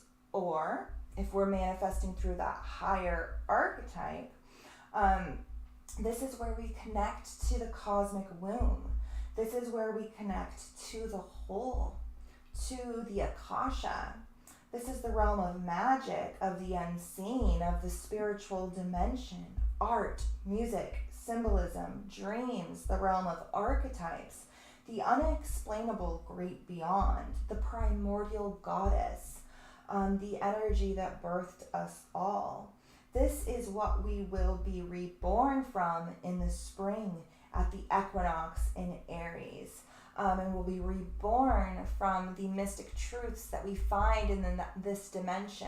And it is a direct correlation of how deep we'll be able to penetrate into that mystical dimension as to how this little trek through our mystic quest unfolds for us. So I dive much deeper into this mystic quest and this hero's journey laid out in the zodiac.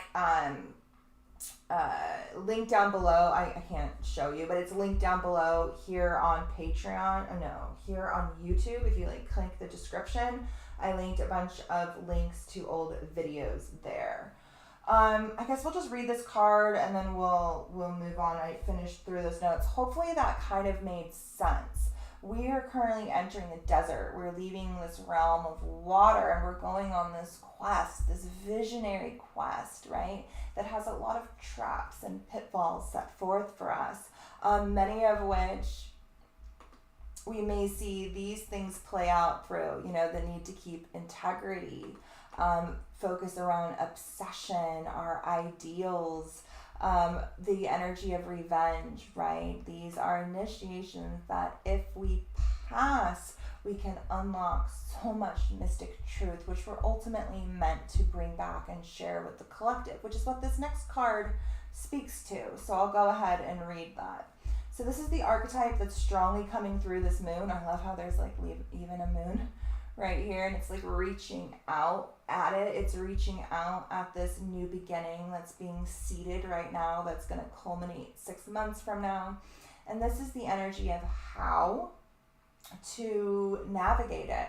And I love how it's water of air, and so it's a mixture of that watery feminine dimension and the air, which represents our psyche, our consciousness. And then it says collective insight, which is ultimately what this is about. We are on the top half of the zodiac. This is the outer world. This is where we merge with other people, with the collective, and the insights expand, and we can get a wider view of the picture when we bring in other viewpoints, which is ultimately what this card is about, and ultimately what this quest is about. It's a path of individuation and development of the self while part of a collective. Okay, water of air. As the flowing feeling of life ascends into the interconnected intelligence, the significance of external resources is manifest. Meditation, questioning, listening, answering, conversing, and opening to the possibilities that other minds bring my own. A card of ideas made better by letting them play with others.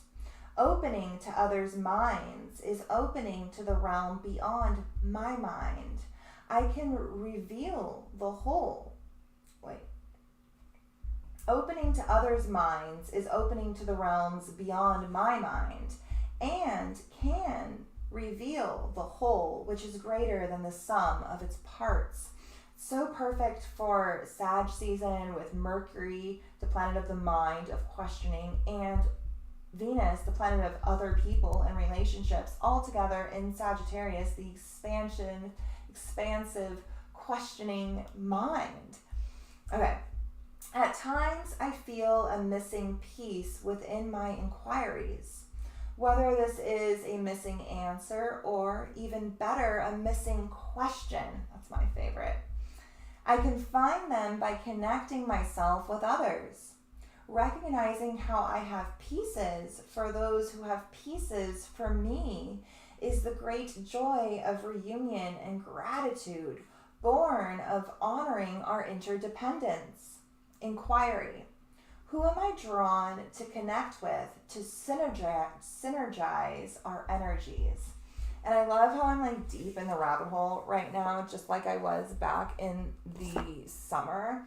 And my rabbit hole is like, other people are in the same rabbit hole, and bits and pieces of their research have like funneled in to like fill it all in together, which actually brings me to the next thing we're going to dive into. It's just this next little bit of research. Oh, I did want to just show this art. This is the artist. This is their Instagram handle, Art of Conway, and I just love how this depicts this sort of mythic quest that we are on, whether it's traversing through the desert to the oasis, to the water that we seek, or this sort of mythic mountain, this Axis Mundi that's found at the top of the highest peak that's in opposition to our lowest depths, whatever it may be. This is the quest that we are all embarking upon right now, our own personal hero's journey.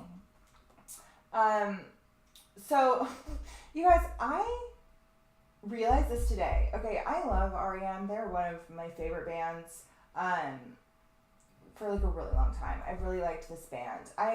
I'm always listening to them, so it's not like something new. But lately, for this like past year, all of their songs at some point are just like, their lyrics make so much sense to the astrology. I don't know. And I realized today that every single time that I like made a meme out of it or something, it was tied to these strong ritualistic times. Okay, so for example, this was the first one. I made this back during Pisces season, and this was right at the end of Pisces season, right as Aries was starting, and this was right when CERN was being turned on, and I had a little existential crisis. I ate way too many weed brownies, and I kind of like just went a whole another place. But it says here, when Pisces season obliterates a large faction of your tangible belief systems through the influence of actual and unexplainable spiritual experiences, just in time to be born anew in Aries. This is their song, Losing My Religion. And it says here, obviously, I mean, everybody knows the song, right? That's me in the corner, that's me in the spotlight, losing my religion. Then I posted this one in July when, like, the experiments at CERN started. So it turned on in the spring, but this is when, like, the collisions were happening. This is when the guide stones were blowing up. This is when all the stuff was going down. And I posted this one. And then right after I posted this, then I started diving into the Georgia rabbit hole. And I was like, whoa, weird, because REM is from Georgia. They're from Athens. And I was like, okay, that's pretty interesting. And then today for this moon, I used the picture on the thumbnail. And of course, we're in the midst of this whole ritualistic time once again, which I'm going to expand on more the first week of December. Okay, so I have some notes on the Pleiades, and let's see, what time is it? It's 11 o'clock. You know, we're just going to watch that. I don't really care. We're just going to do it. I'm not tired, even though I need to be up super early because my mom and my sister are going to be here. Okay, how do I want to do this? I want to show the chart first so I can show you guys what I'm talking about. Okay, so the sun and moon fall at 1 degree of Sagittarius, and they are in opposition to the Pleiades. So the main star of the Pleiades is here at 0 degrees of Gemini. There's like the stars fall at the ending degrees of Taurus and the beginning degrees of Gemini, but like the main star is right here at 0 degrees of Gemini in opposition to this moon. So it's at its peak in the sky right now. Up in the night sky, it's at its peak. Linked down below, and I'm just looking at what I linked here so I can tell you guys. Linked down below, I have some videos that are going to expand on some of the topics that I'm going to talk about here tonight. I can't get we're going to cover this first video here. So the first video I have linked is called Dreamtime and the Seven Sisters, the World's Oldest Story. We're going to cover that here right now. It is by, the channel's name is Craigenford. He is an Indo-European mythologist. You guys have heard me talk about him before. He's like my new favorite. I'm super obsessed with his work. And it's always so... I do not think he is versed in astrology at all from a couple of his misinterpretations, which I love his research. I mean, even I misspeak oftentimes. Oftentimes I watch these videos back. I'm like, oh, that doesn't even make sense what you just said, but whatever. I can tell from watching his work that he's not well versed in astrology, but his videos are always so astrologically significant. It's always the same sort of rabbit holes that I'm in, and I seem to have this with several people. Gigi's videos tend to do this a lot. Gigi Young's, they'll come out when it's like the same rabbit hole that I'm in. The Dark Journalist does this too. Robert Seffer, he does this. His videos are always so opportunistically timed with my rabbit holes. And this is the new guy that I found. I'm super into his work. Craigenford, we're going to go over his stuff here in a second. I also have linked down below some videos by Randall Carlson. I have more available in the Atlantis playlist that I have here on YouTube. I also have more available linked over on Discord, but these are about the connections to the Pleiades with this ancient cataclysm, which you guys probably heard me talk about last month, is connected to Halloween and the flood. We'll talk about that here in a second. And I have a couple of his videos linked on that, and then all the Sag videos there as well. So, let's just go here. I wrote some notes. I watched this video the other night, and it was so good. I was just blown away. I was like, oh, that's my whole moon video. I'm just going to talk about this. I was like, I'll take notes on this guy's research, and then we'll just talk about this. This was so mind-blowing. And then I went back to rewatch it to take the notes, and I got to like 3 minutes and 22 seconds at 125 speed, like going faster. And then he started telling the mythology, and I was like, oh, it's so good. I just want you guys to watch it. But I want to be able to pause it and give the astrological insights to his technical research. The video is only 27 minutes long, so we'll get into it. But I want to cover the notes on this part of the video that I took, and then we'll dive in. He's about to dive into the myth. Okay, so the Pleiades is supposedly connected to one of the oldest stories ever told. He says that it could be almost 100,000 years old. Whatever. We're just gonna watch this whole thing. It's so fucking good. I don't know if you guys can listen to it in like the double speed, but we're gonna try. If it's super annoying and hard to follow, we will I'll make it slower. But this story is told all around the world, from on like both sides of the world, from Greece to Australia. And he says that the stories are so old in all of these locations that means that it could be up to 100,000 years old. And so I, of course, tie this to Atlantis. We'll just go ahead and let him talk, and I will pause when I want to say things. I really like this guy. Please go follow him. He's phenomenal. And he humors me, and he replies to my comments on his videos. I always like when people humor me. Okay. So the story of the seven sisters, which is sometimes known as Dreamtime. The story of the seven sisters, which is sometimes known as Dreamtime. It's said by... Okay, I can't... to be one. I have to make this just normal speed. I can't do it. It just messes with me so bad. I tried to do it earlier to like do it faster, but it was like really stressing me out. Okay. You guys can come back and watch this later. Whatever. Sometimes known as Dreamtime. It's said by some to be one of the oldest stories in existence. It is a story that is told around the world where a man, often a hunter, chases a group of young women, often sisters, and to be protected, these women are turned into stars. So you guys have heard me talk about this before.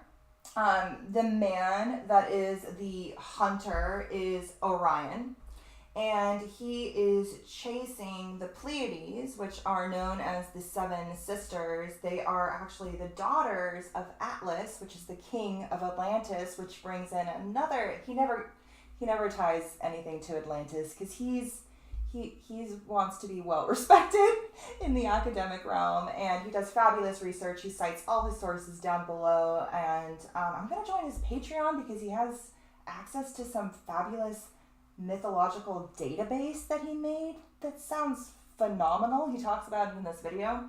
But anyway, he never brings it around to Atlantis, but you guys know I'm going to bring it around to Atlantis. The mythology ties to Atlantis. These are the daughters of Atlas, the king of Atlantis. And Orion is chasing them. He's a hunter, and he is trying to rape them, ultimately. So I find that very significant, considering we just launched the Orion space shuttle to the moon, and that the elites love to tie things to the Orion archetype. The version of this story from Greek mythology is the most well-known. This has Orion chasing Atlas's daughters, and this story is connected to a group of stars known as the Pleiades, which are also known as the Seven Sisters. But there are two main mysteries in what I have just told you. First off, why the Pleiades called the Seven Sisters when most people can only see 6 stars. And I love where he goes with this because I did not know this and I learned this and I have always wondered why they call the Pleiades the Seven Sisters and the 7 stars when you can only see 6. Now there are 7, there's actually more than 7, but there are 7 stars. But you can't see them, it just looks like 6. And he figures it out. This dude's fucking brilliant, man. And secondly, how did the myth associated with them, the one with the hunter and the young women, manage to be told on opposite sides of the world, with similar stories told in Greece and Australia? Atlantis. I have to pause every once in a while to say something because I think that's the only way it's allowed to show people's videos like this is with like constant commentary. I might get some sort of weird strike for this. Can we show whether this myth spread in recent times? Because if not, the alternative means that it could be almost 100,000 years old. That's so fucking cool, man. Oh my gosh, it's so cool. And so, if you want to know why these 6 stars are called the Seven Sisters, and why the same myth is told on opposite sides of the world, then I would recommend yourself getting comfy. Okay, hold on. I had a little bit of notes here that aren't going to pertain to anything he says, so I want to kind of say this now. So, this myth of Orion chasing the Pleiades and the Pleiades needing to be like placed in the stars, like these women needing to be placed as stars in the sky to protect them, is significant considering in like starseed UFO lore. One of the narratives for this like great galactic war is that the Orion star system started this horrible galactic war that resulted in like destroying a planet that revolved around a star in the Lyra system. And then it's believed that the survivors ended up settling in the Pleiades. The Pleiades are actually a very new star system. He talks about this here. They like were born in our sky during the times of like dinosaurs. And so I think it's interesting that the mythology speaks to these women needing to be put in the sky as stars to protect them from Orion. And then we also see that in the starseed mythology that Orion destroyed the civilization in Lyra, and the survivors then went and colonized the Pleiades. And so they were like put over there to protect them. It's also interesting that the Pleiades and that area of the sky is then responsible for our destruction, because that is the area that houses the Taurid meteor stream, which is believed to be responsible for the Great Flood, for the Younger Dryas, and like 12,000 years ago, we had a huge cataclysmic event. All of the Randall Carlson videos down below talk about this, where meteors came at us through the Taurid meteor stream, which happens around Halloween, and caused this great catastrophe. The new Graham Hancock special on Netflix speaks about this as well. And so I find it interesting that Orion destroyed Lyra, then seeded the Pleiades, but then the Pleiades destroyed us and Atlantis. And so it's this like karmic loop of cataclysm that is tied to this area of the sky. Hi, Amanda. She says, I'm passing out and we'll finish tomorrow. Thank you so much. I'm really excited for this moon. Eclipse and Scorpio season were intense. Yeah. Ultimately for the good. And this moon feels like a hug after all of that. I know. That's why I love that thumbnail with the REM little clip there, because that's how it feels. Like shiny, happy people laughing. Like it finally feels like you can fucking smile. I don't know. Okay. Because I want to tell you a story. He's going to tell us a story. A bedtime story. Old story. So grab yourself a cup of tea and welcome to Kraken Fortune. The Pleiades in the Grand grand scheme of the universe, are a very young group of stars, certainly no more than 125 million years old. Many they appeared whilst dinosaurs were still wandering the Earth. But whilst this is interesting, it isn't as useful as knowing when humans came along to start recording them in our history. Now, the first written evidence we have. This is fucking cool. You guys, I did not know these. These dates are freaking rad. They're so ancient. Okay.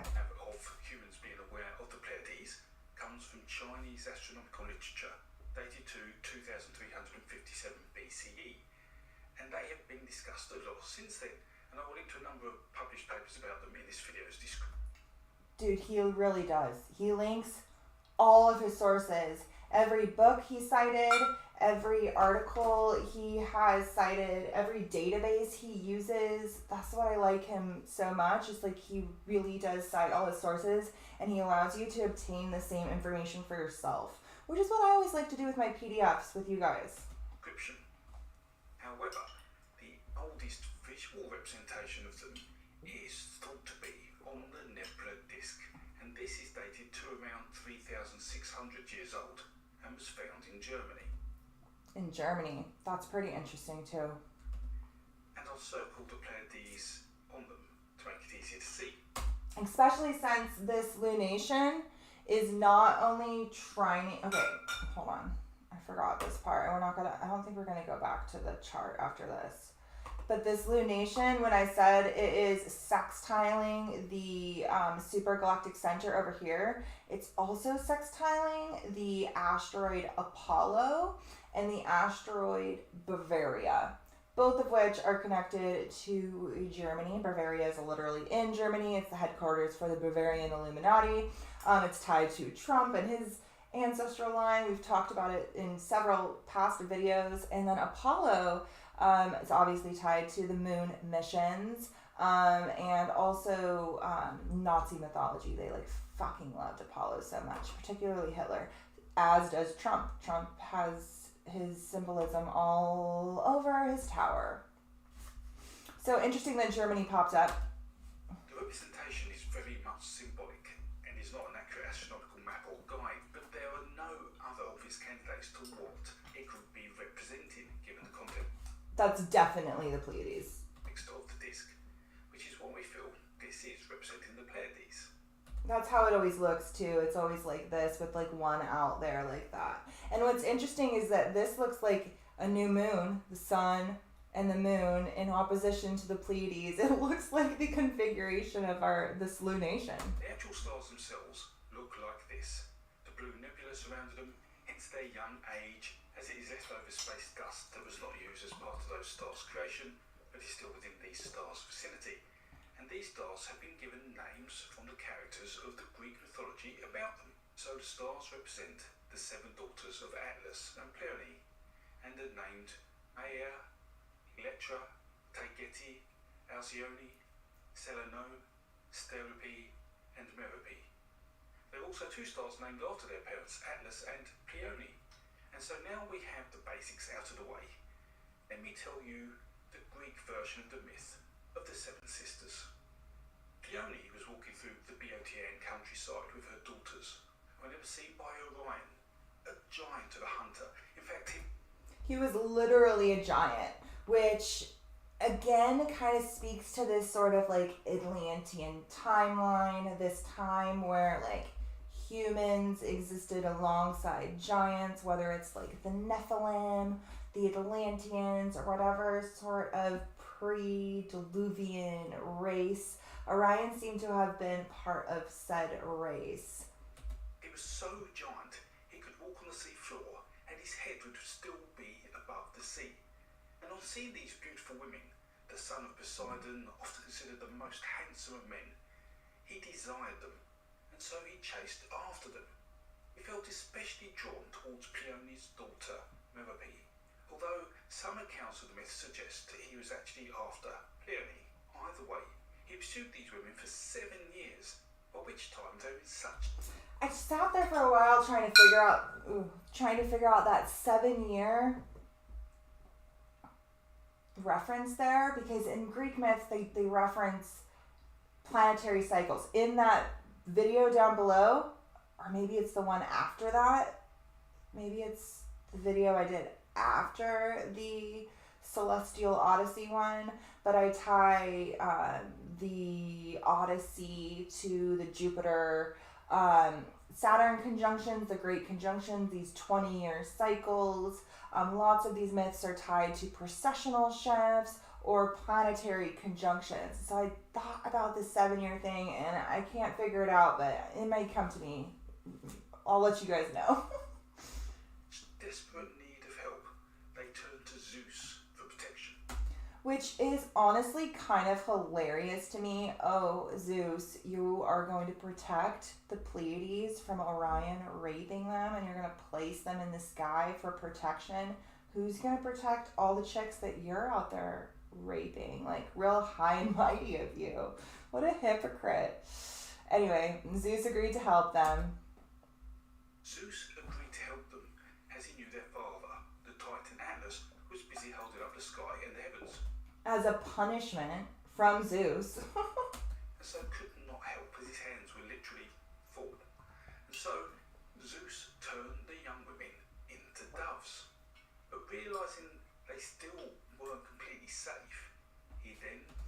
And that like women into doves thing kind of makes me think of like Christian lore and the Holy Spirit and this like Sophia, primordial goddess archetype, the divine feminine, ultimately being turned into a dove and losing her identity in the process to protect the poor, fragile, patriarchal minds of men from the truth that they aren't all there is.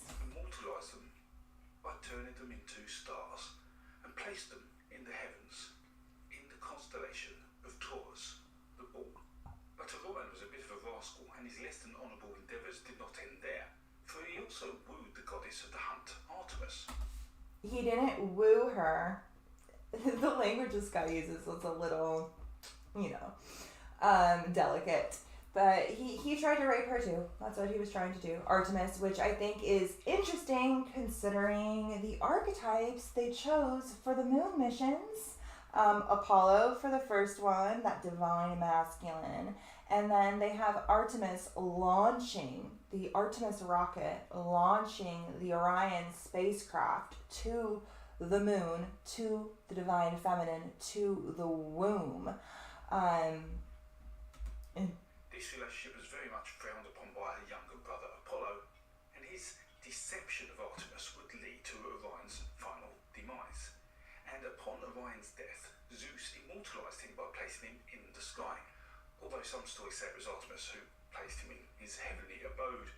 But this placement was unfortunate for the 7 sisters, who were continually the objects of affection from some of the Olympian gods. And now Orion was placed so very close to them, continuing the chase through mythology.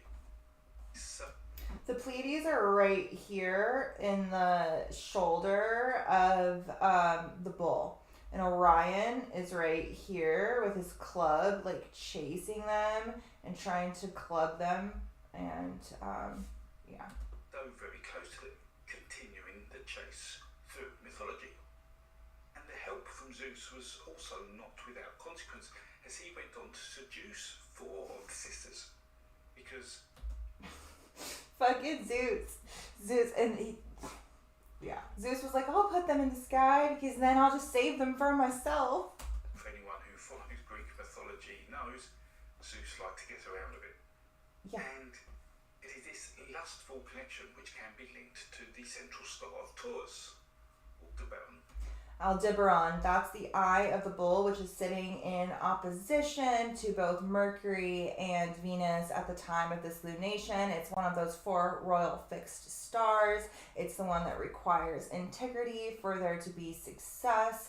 And it's also connected to the occult German secret societies that were feeding Hitler information. And honestly, I think the ETs that were working with the Nazis and now by default are working with the governments of the US and probably Russia. I think they come from here, those Nordic motherfuckers. I don't trust them. Which is known as the Eye of the Bull. The Arabic translation means the follower, for this star follows the Pleiades across the night sky. And there are also some who think that this may have led to the colloquial term Old Bull to refer to a male philanderer. Now, whilst this is a well-known Greek myth, there are over 90 other motifs that incorporate the Seven Sisters within known mythology around the world. And we know this as information on these myths has been collected by a Russian academic called Yuri Berezkin. And through the help of and support of my patrons, I've translated this information into English and merged it with other data of folklore and stories and created a new mythology database which is available to my patrons and other academics and This sounds so fucking cool. I keep meaning to go join this guy's Patreon for this database. I want this database. I need to do that after this. It sounds so cool. This guy's really rad. I'd like to say thank you to them all now for their support, their questions and ideas, as they really have made so many things possible and are making a real difference in the information available to researchers in mythology. Now, one piece of information we can see from this resources data is that these type of stories are told in Australia and are often seen as part of some First Nation Australian tribes' culture and ritual, and they refer to this as the Seven Sisters of Dreamtime. The Mirror-May, or what we call the Pleiades, are seven beautiful sisters with long hair and radiant bodies made of ice. Interesting that they're both seven sisters in both these tales. That shone in the night sky. These sisters were followed everywhere by a group of young men known as the Bere Bere. These men would leave special gifts for the sisters, and most often honey, as they were good at finding hives and taking honey. And the Mirror-May appreciated the gifts, but always resisted the approaches of men. Now, one day, an old ancestor of fire named Urana kidnapped two of the beautiful girls, and in doing this, his fire started to melt the girls' bodies. And he doesn't get into this here, I don't think, but this myth of the bodies of the sisters of the Pleiades starting to melt and fall to earth as like rain, even, I think he goes on to say, I guarantee you it's tied to the torrid meteor stream and the meteors that fly from that area every year around Halloween that were literally responsible for the Younger Dryas and the flood. I don't think he gets there, but that's what I think the myth's talking about. This melting of the girls' bodies then led to putting out Urana's fire. He then decided to keep these girls far away and place them in the sky. But after putting out Urana's fire, they did not shine anywhere as bright as they used to. And so over time, their other sisters joined them in the sky. And there, some of them continued to shine very bright indeed. And the Bere Bere saw this. And so they let themselves die for love, so that they too would turn into stars and they would form what we would now know as Orion's belt. It is said that even in the sky today, that the Bere Bere continue to give honey to the Merry Merry, and in return they sing for them, in order to ensure that the Merry Merry are not forgotten about. The Australian myth, like, the chicks get a better deal down there. Like, I'd rather take gifts of honey than some giant with a club trying to club me and rape me. Like, they definitely got the higher octave of the myth down under.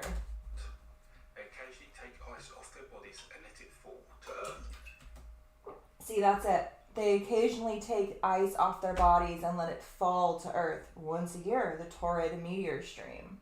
And it is this that starts a ritual for the coming of age, which happens during late winter when the Pleiades first appears in the eastern Australian sky.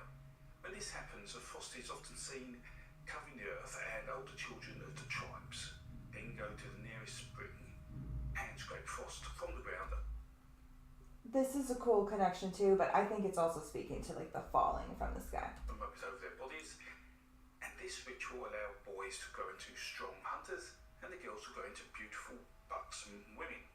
And this in turn allows their noses to be pierced with a bone, and so finishes the ritual of coming of age.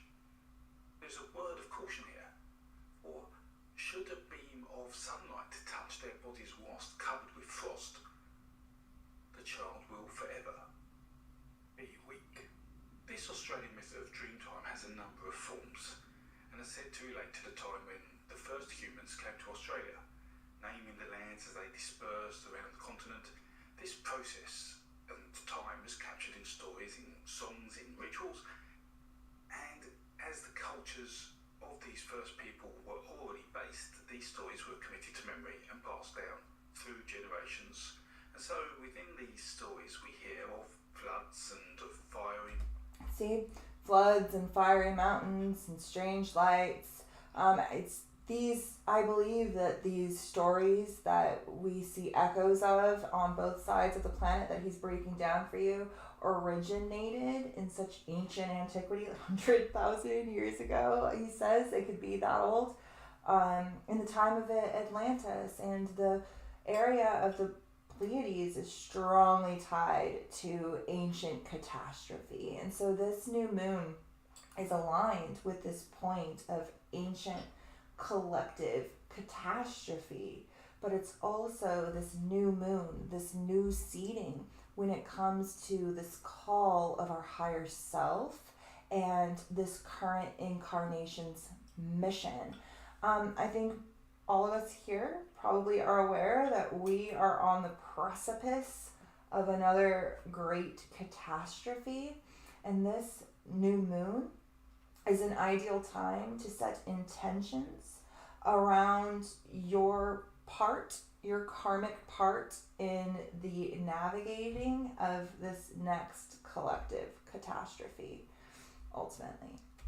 Mountains of strange lights and strange beasts, of lost landscapes and... Lost landscapes, that's Atlantis. And with regards to the Seven Sisters, stories of people from long ago, these stories in Australia do vary, as do the name of the Pleiades within them. For example, the Agni Yama Sanana people. That was impressive. Okay. This guy is so good at pronunciation. I think he looks up each word to make sure he pronounces it right. Like, I would have looked at this word and my brain would have froze. I wouldn't have even been able to even attempt it. Of South Australia, the sisters are known as the Magala, whereas the Bundjalung people of northern New South Wales refer to them as the Merimay or the Mayamay, as in the story I've just told. Whereas the Woolmadgeri of Western Australia call the sisters the Gunga Gurang Gara, while the Kurian of Victoria tell the story of the Kalagurk. And whilst these names vary, the stories are still similar, in so much as they normally involve water in some way, such as in the form of frost or ice or even rain and hail. These stories have these women associated with this form of water and often chased by hunters. And it's interesting that it's associated with water, and we're on this current quest away from the realm of water that is Scorpio, and back to the realm of water, which is Pisces, and this sort of development of the self along the way. Water really does represent that feminine dimension. We're on this quest towards the development of our masculine psyche, while still hoping to stay in alignment with the spiritual dimension. These are often represented by the stars in Orion's belt. So between Greece and Australia, we have two myths that are very similar, told in locations on opposite sides of the world. And so the question has to be, are they from the same source? Now, there will be some of you who say this is just a coincidence, and so let's try and understand. I don't believe in coincidences, especially when they're both talking about the seven sisters and you can only see 6 stars. What these coincidences could be by looking at the two versions of the story.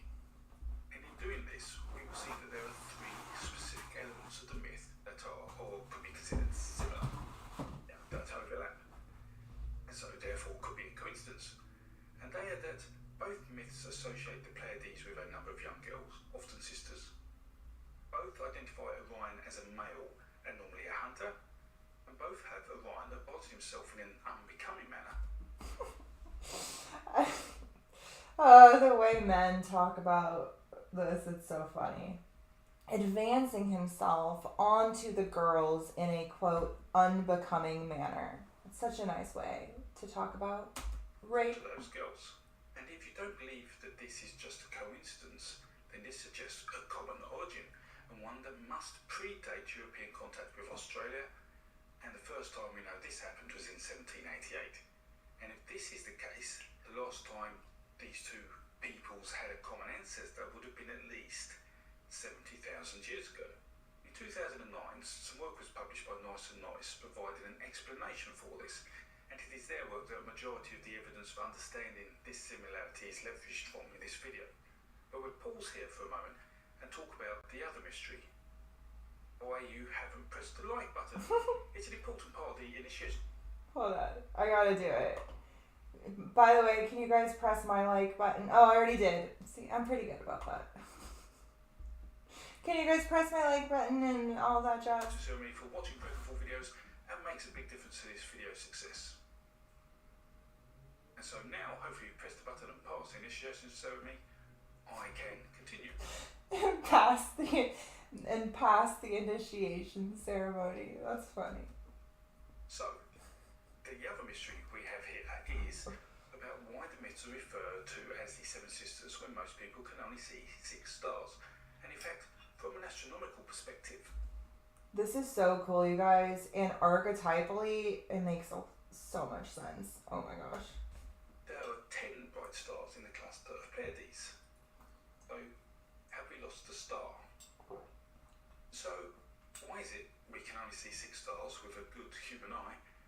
Well, this isn't a modern puzzle. We have writings from a 3rd century BC Greek poet named Aratus of Soli, who names the 7 sisters, but then reports that only 6 are visible to the eyes. And this isn't just within Greek and Australian mythology. Many cultures around the world regard the cluster as having 7 stars, but they acknowledge that only 6 are normally visible, and then create stories to explain why the 7th is invisible. And these lost Pleiade stories are found in Europe, Africa, Asia, Australia and North America. In the Greek versions of the myth, the most common motif of why the star is lost is due to Merope falling in love with a mortal man, and she was so ashamed of herself that she faded from sight. In First Nation Australian mythology, one, although sometimes 2, of the sisters die or are in hiding or have been abducted, leaving only 6 or 5 visible stars. In North America, we have a story from the Oradana Iroquois, and here one of the stars sang as they rose into the sky, and so forgot to stop and lost their energy, and so faded out of sight. And in Islam, it is said that the 7th star fell to earth and became the Great Mosque. Now, if you look at all these stories, then you would have to come to the almost inescapable conclusion that once upon a time there were 7 visible stars in the Pleiades, and one disappeared. And this is something that many cultures were aware of. And for this to be a story, 7... So, I don't think he mentions this, but it would have been a good thing to mention, is that stars do disappear all the time, but they do so by usually going supernova, which happens at the end of their life cycle. And then they go supernova, and if they're big enough and they have enough energy, they can turn into a black hole. Some stars fizzle out. Our star is small. It'll probably fizzle out. It's not big enough to go supernova. But stars do disappear when they are done being stars. They either die or they go supernova, pierce the fabric of space-time, and become a black hole. Now, we know that this didn't happen in the Pleiades because the Pleiades are very young stars. They're still new. They're still living off of all that energy in their nebula. That's why we see that blue sort of spacey color in the density around the stars, is because they're still young stars. They're still being born. So they definitely did not go supernova. They definitely did not burn out yet. Stars must have been noticeable at some point in human history, and so which would lead on to the development of these lost Pleiad myths. And this has been described by Herzog as the combined testimony of numerous societies spanning continents and millennia for a seventh easily visible Pleiad which subsequently dimmed, which all in all feels like good evidence in its own right, but it isn't really tangible evidence. So our question should be, do we have any evidence of a star dimming in this constellation outside of the myth? The Pleiades' brightest stars are what astronomers call B stars, and these are stars that are known for having variable brightness changing over hundreds of thousands of years. We also noted that there was some surrounding nebula dust around these stars which could again exaggerate any fading or indeed allow the stars to shine brighter depending on whether the nebula was in front of the stars. But whether these changes on their own are really noticeable to a human eye, even over the course of 100,000 years, is unlikely. The stars do have motion, and motion we can accurately map using astronomical technology. And using such techniques we can map where these stars were 100,000 years ago and compare them to where they are today. Now, looking at this, your initial perception and the result could be that this doesn't necessarily help us. But if we look closely at the star called Pleione, Atlas's wife, we can see when compared to Atlas's position, it has moved in the last 100,000 years. And this would have looked more like this to the human eye. If we simulate the visual appearance of this assumes the stars were viewed from the same location. So the parents of the Pleiades, the king of Atlantis and his wife, which used to be two separate stars, have started to kind of overlap each other and merge. So it speaks very heavily to that like divine union archetype. And the same point in the sky. And we will see then that Pleione, 100,000 years ago, was visible as a separate star. And this is an image from Nice's paper. So our question is, could the Pleiades have been seen as 7 separate stars at any time in the past where humans could see them? And the answer is that there's enough evidence here to suggest that this was probably the case. And the most significant of which is that the fact that the star called Pleione was further away from Atlas in the past, and even if we ignore the potential variability of brightness, it would still have been seen as a separate star with those with good eyesight. And this is something we've seen in the myth of the cosmic hunt.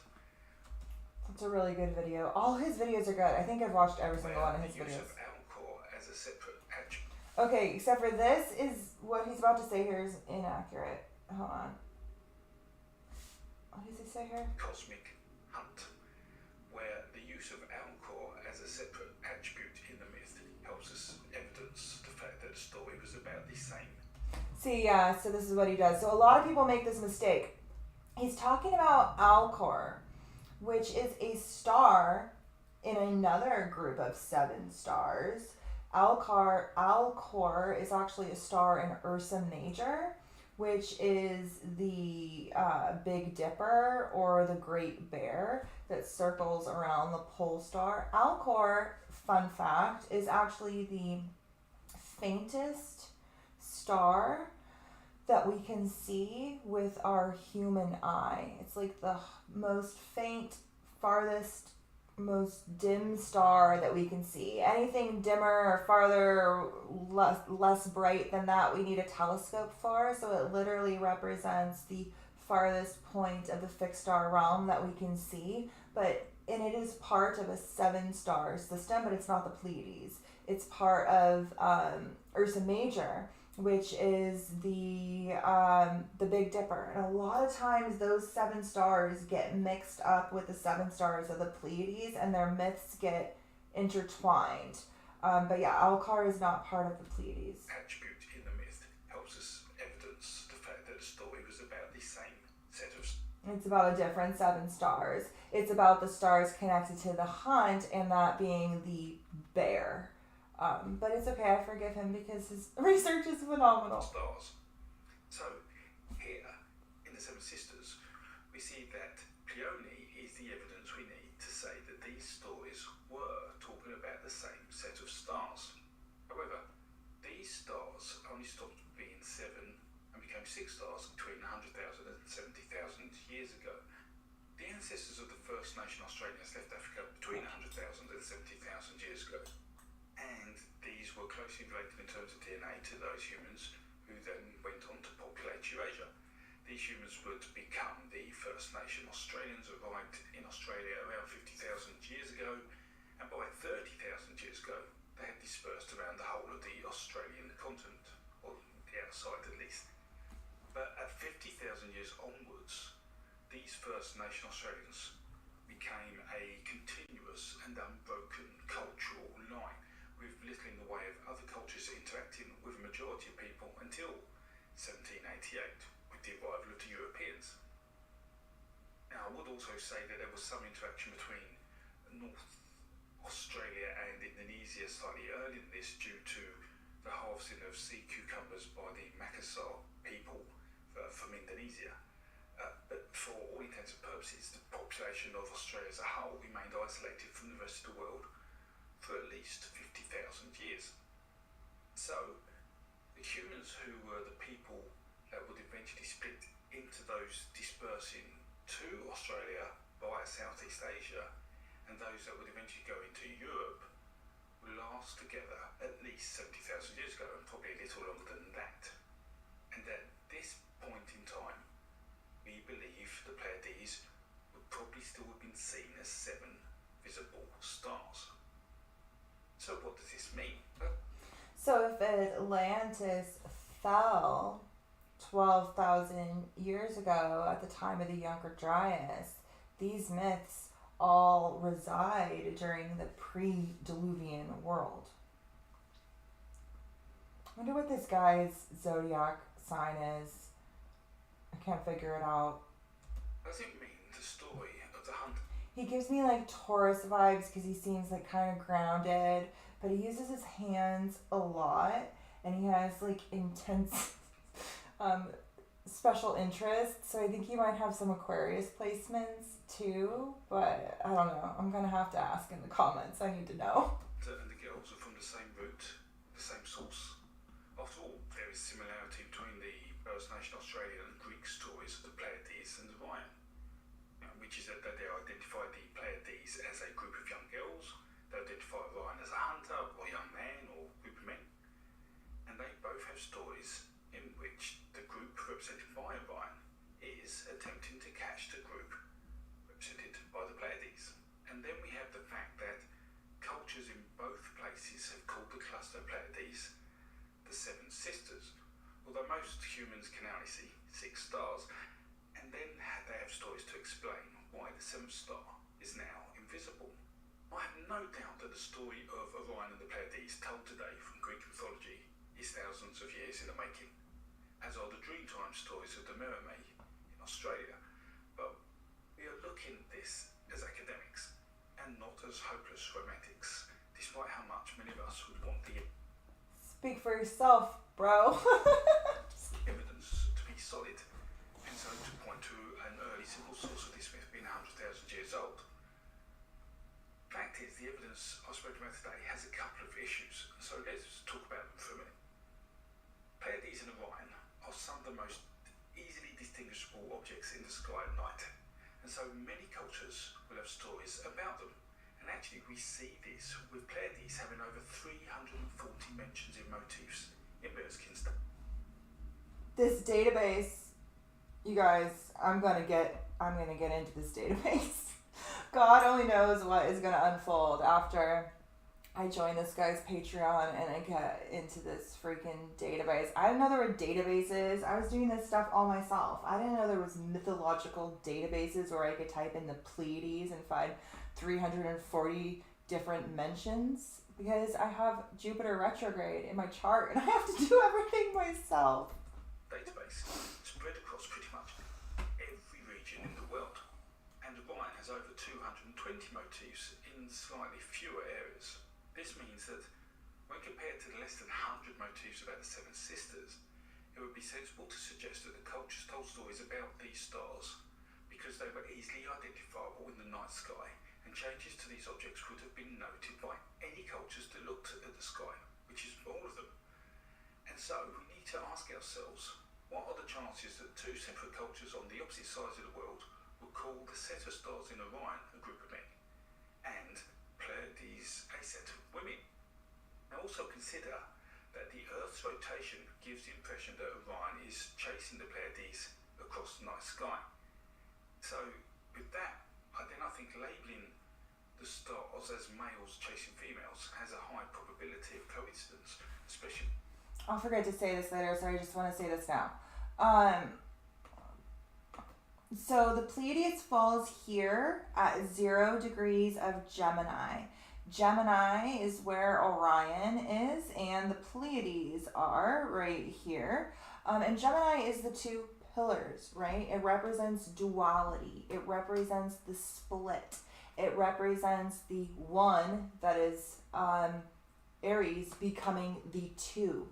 It represents masculine versus feminine, light versus dark, yin versus yang. Sagittarius, which is where Ophiuchus is, the integrator of the other half, represents the two becoming one again. This is what happens at the top of the Mystic Mountain on our quest, the two becoming one. We have Ophiuchus here. I think I said this in the last video, I'll just reiterate it. Ophiuchus is the standing here in Sagittarius, taming the serpent and unlocking the galactic center, and allowing us to become galactic in nature, sitting beyond the realm of duality of light, dark, sun, lunar energy, and becoming galactic and pierced in with the singularity of source. He represents the reintegration of what was severed by his father. His father is Apollo, which is over here, sextile this moon. Apollo was the sun god, half of the duad, half of these pillars. He is one, Artemis is the other, Orion is one, Pleiades is the other. He represents one half of duality.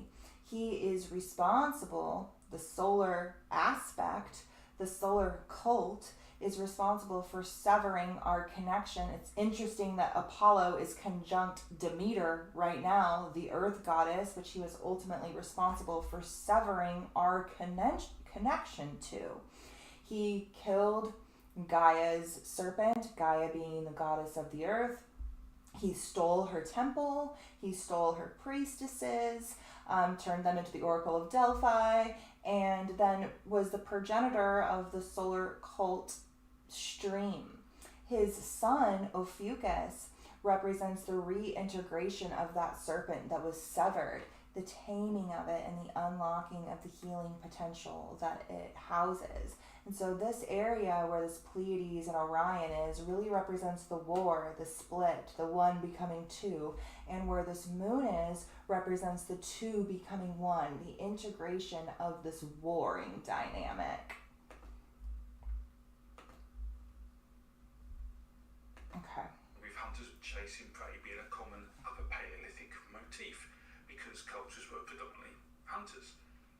But there's also academic pushback on the data used on the positioning of the stars, as in the paper by Nice and Nice.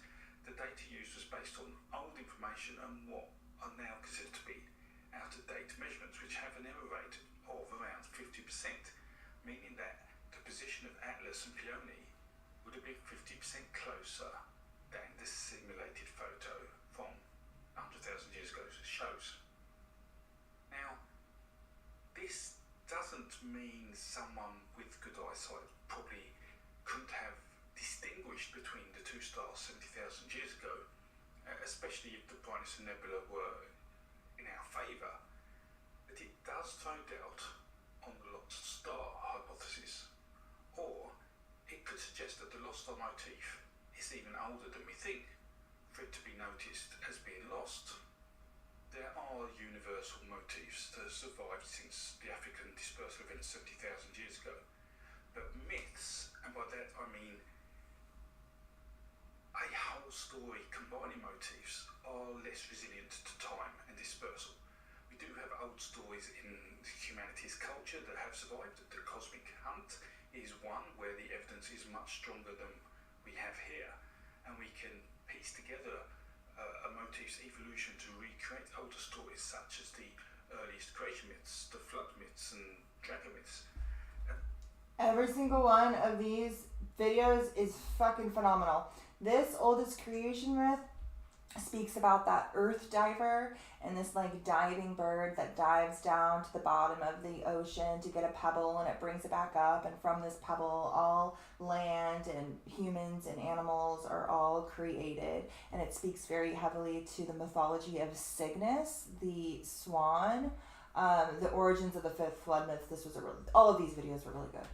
And so, considering all the evidence, my view would be that statistics favour coincidence in the Greek and Australian stories being similar, partly due to the significance of the stars involved, but also because there are aspects to the Australian story, especially around ritual and water, which seem to be completely lost in the Greek version of the myth, which I wouldn't expect to happen.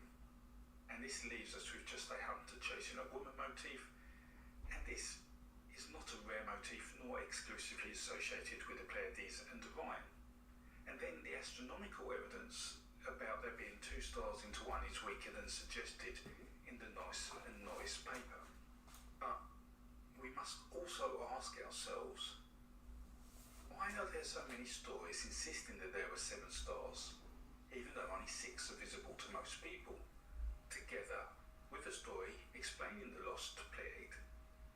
The evidence I've spoken about does suggest that possibly 7 stars were visible 100,000 years ago, and evidence suggests this motif has travelled around the world. It was a very recognisable object in the night sky. Its change would be reflected in stories, and these changes would have only happened because the change was noticed, and this could have only happened probably no later than the time of the African dispersal of humans. But to say the story of hunters chasing women travelled with it, that I'm not completely convinced by. And the evidence doesn't really support it, not in a significant manner. This motif is not dispersed in a way that one would expect.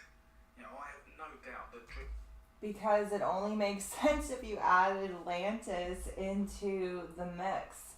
I love watching more academic leaning researchers try to make sense of these connections without tying in the possibility of a pre-Diluvian culture, because it's very hard to try to make these things tie together without that part of the story. Dreamtime stories are very old, but it is very difficult to date them using solid evidence, and the ones I can date I've covered in a previous video and can relate to tangible evidence. We can, with a very non-academic gut feel, say that these Dreamtime stories, including the Seven Sisters, may well be as old as the First Nation Australian culture.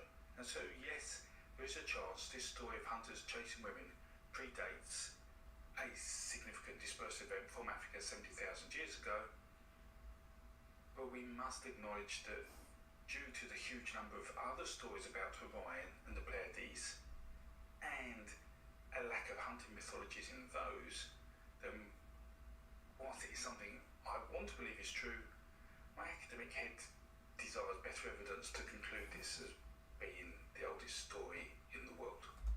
He might have some Sag placements too. He's definitely got some Sag and Aquarius placements. I don't know. I need to find out. I'll let you guys know. Or indeed, for it being over 50,000 years old.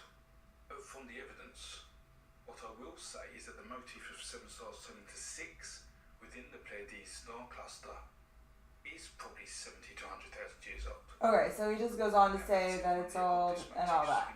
Okay. This guy's channel, I highly recommend this guy's channel. I was going to show you guys the stuff that I have linked down below, but I think I already went over that And we already did all this, right? I think we're all done. Yep.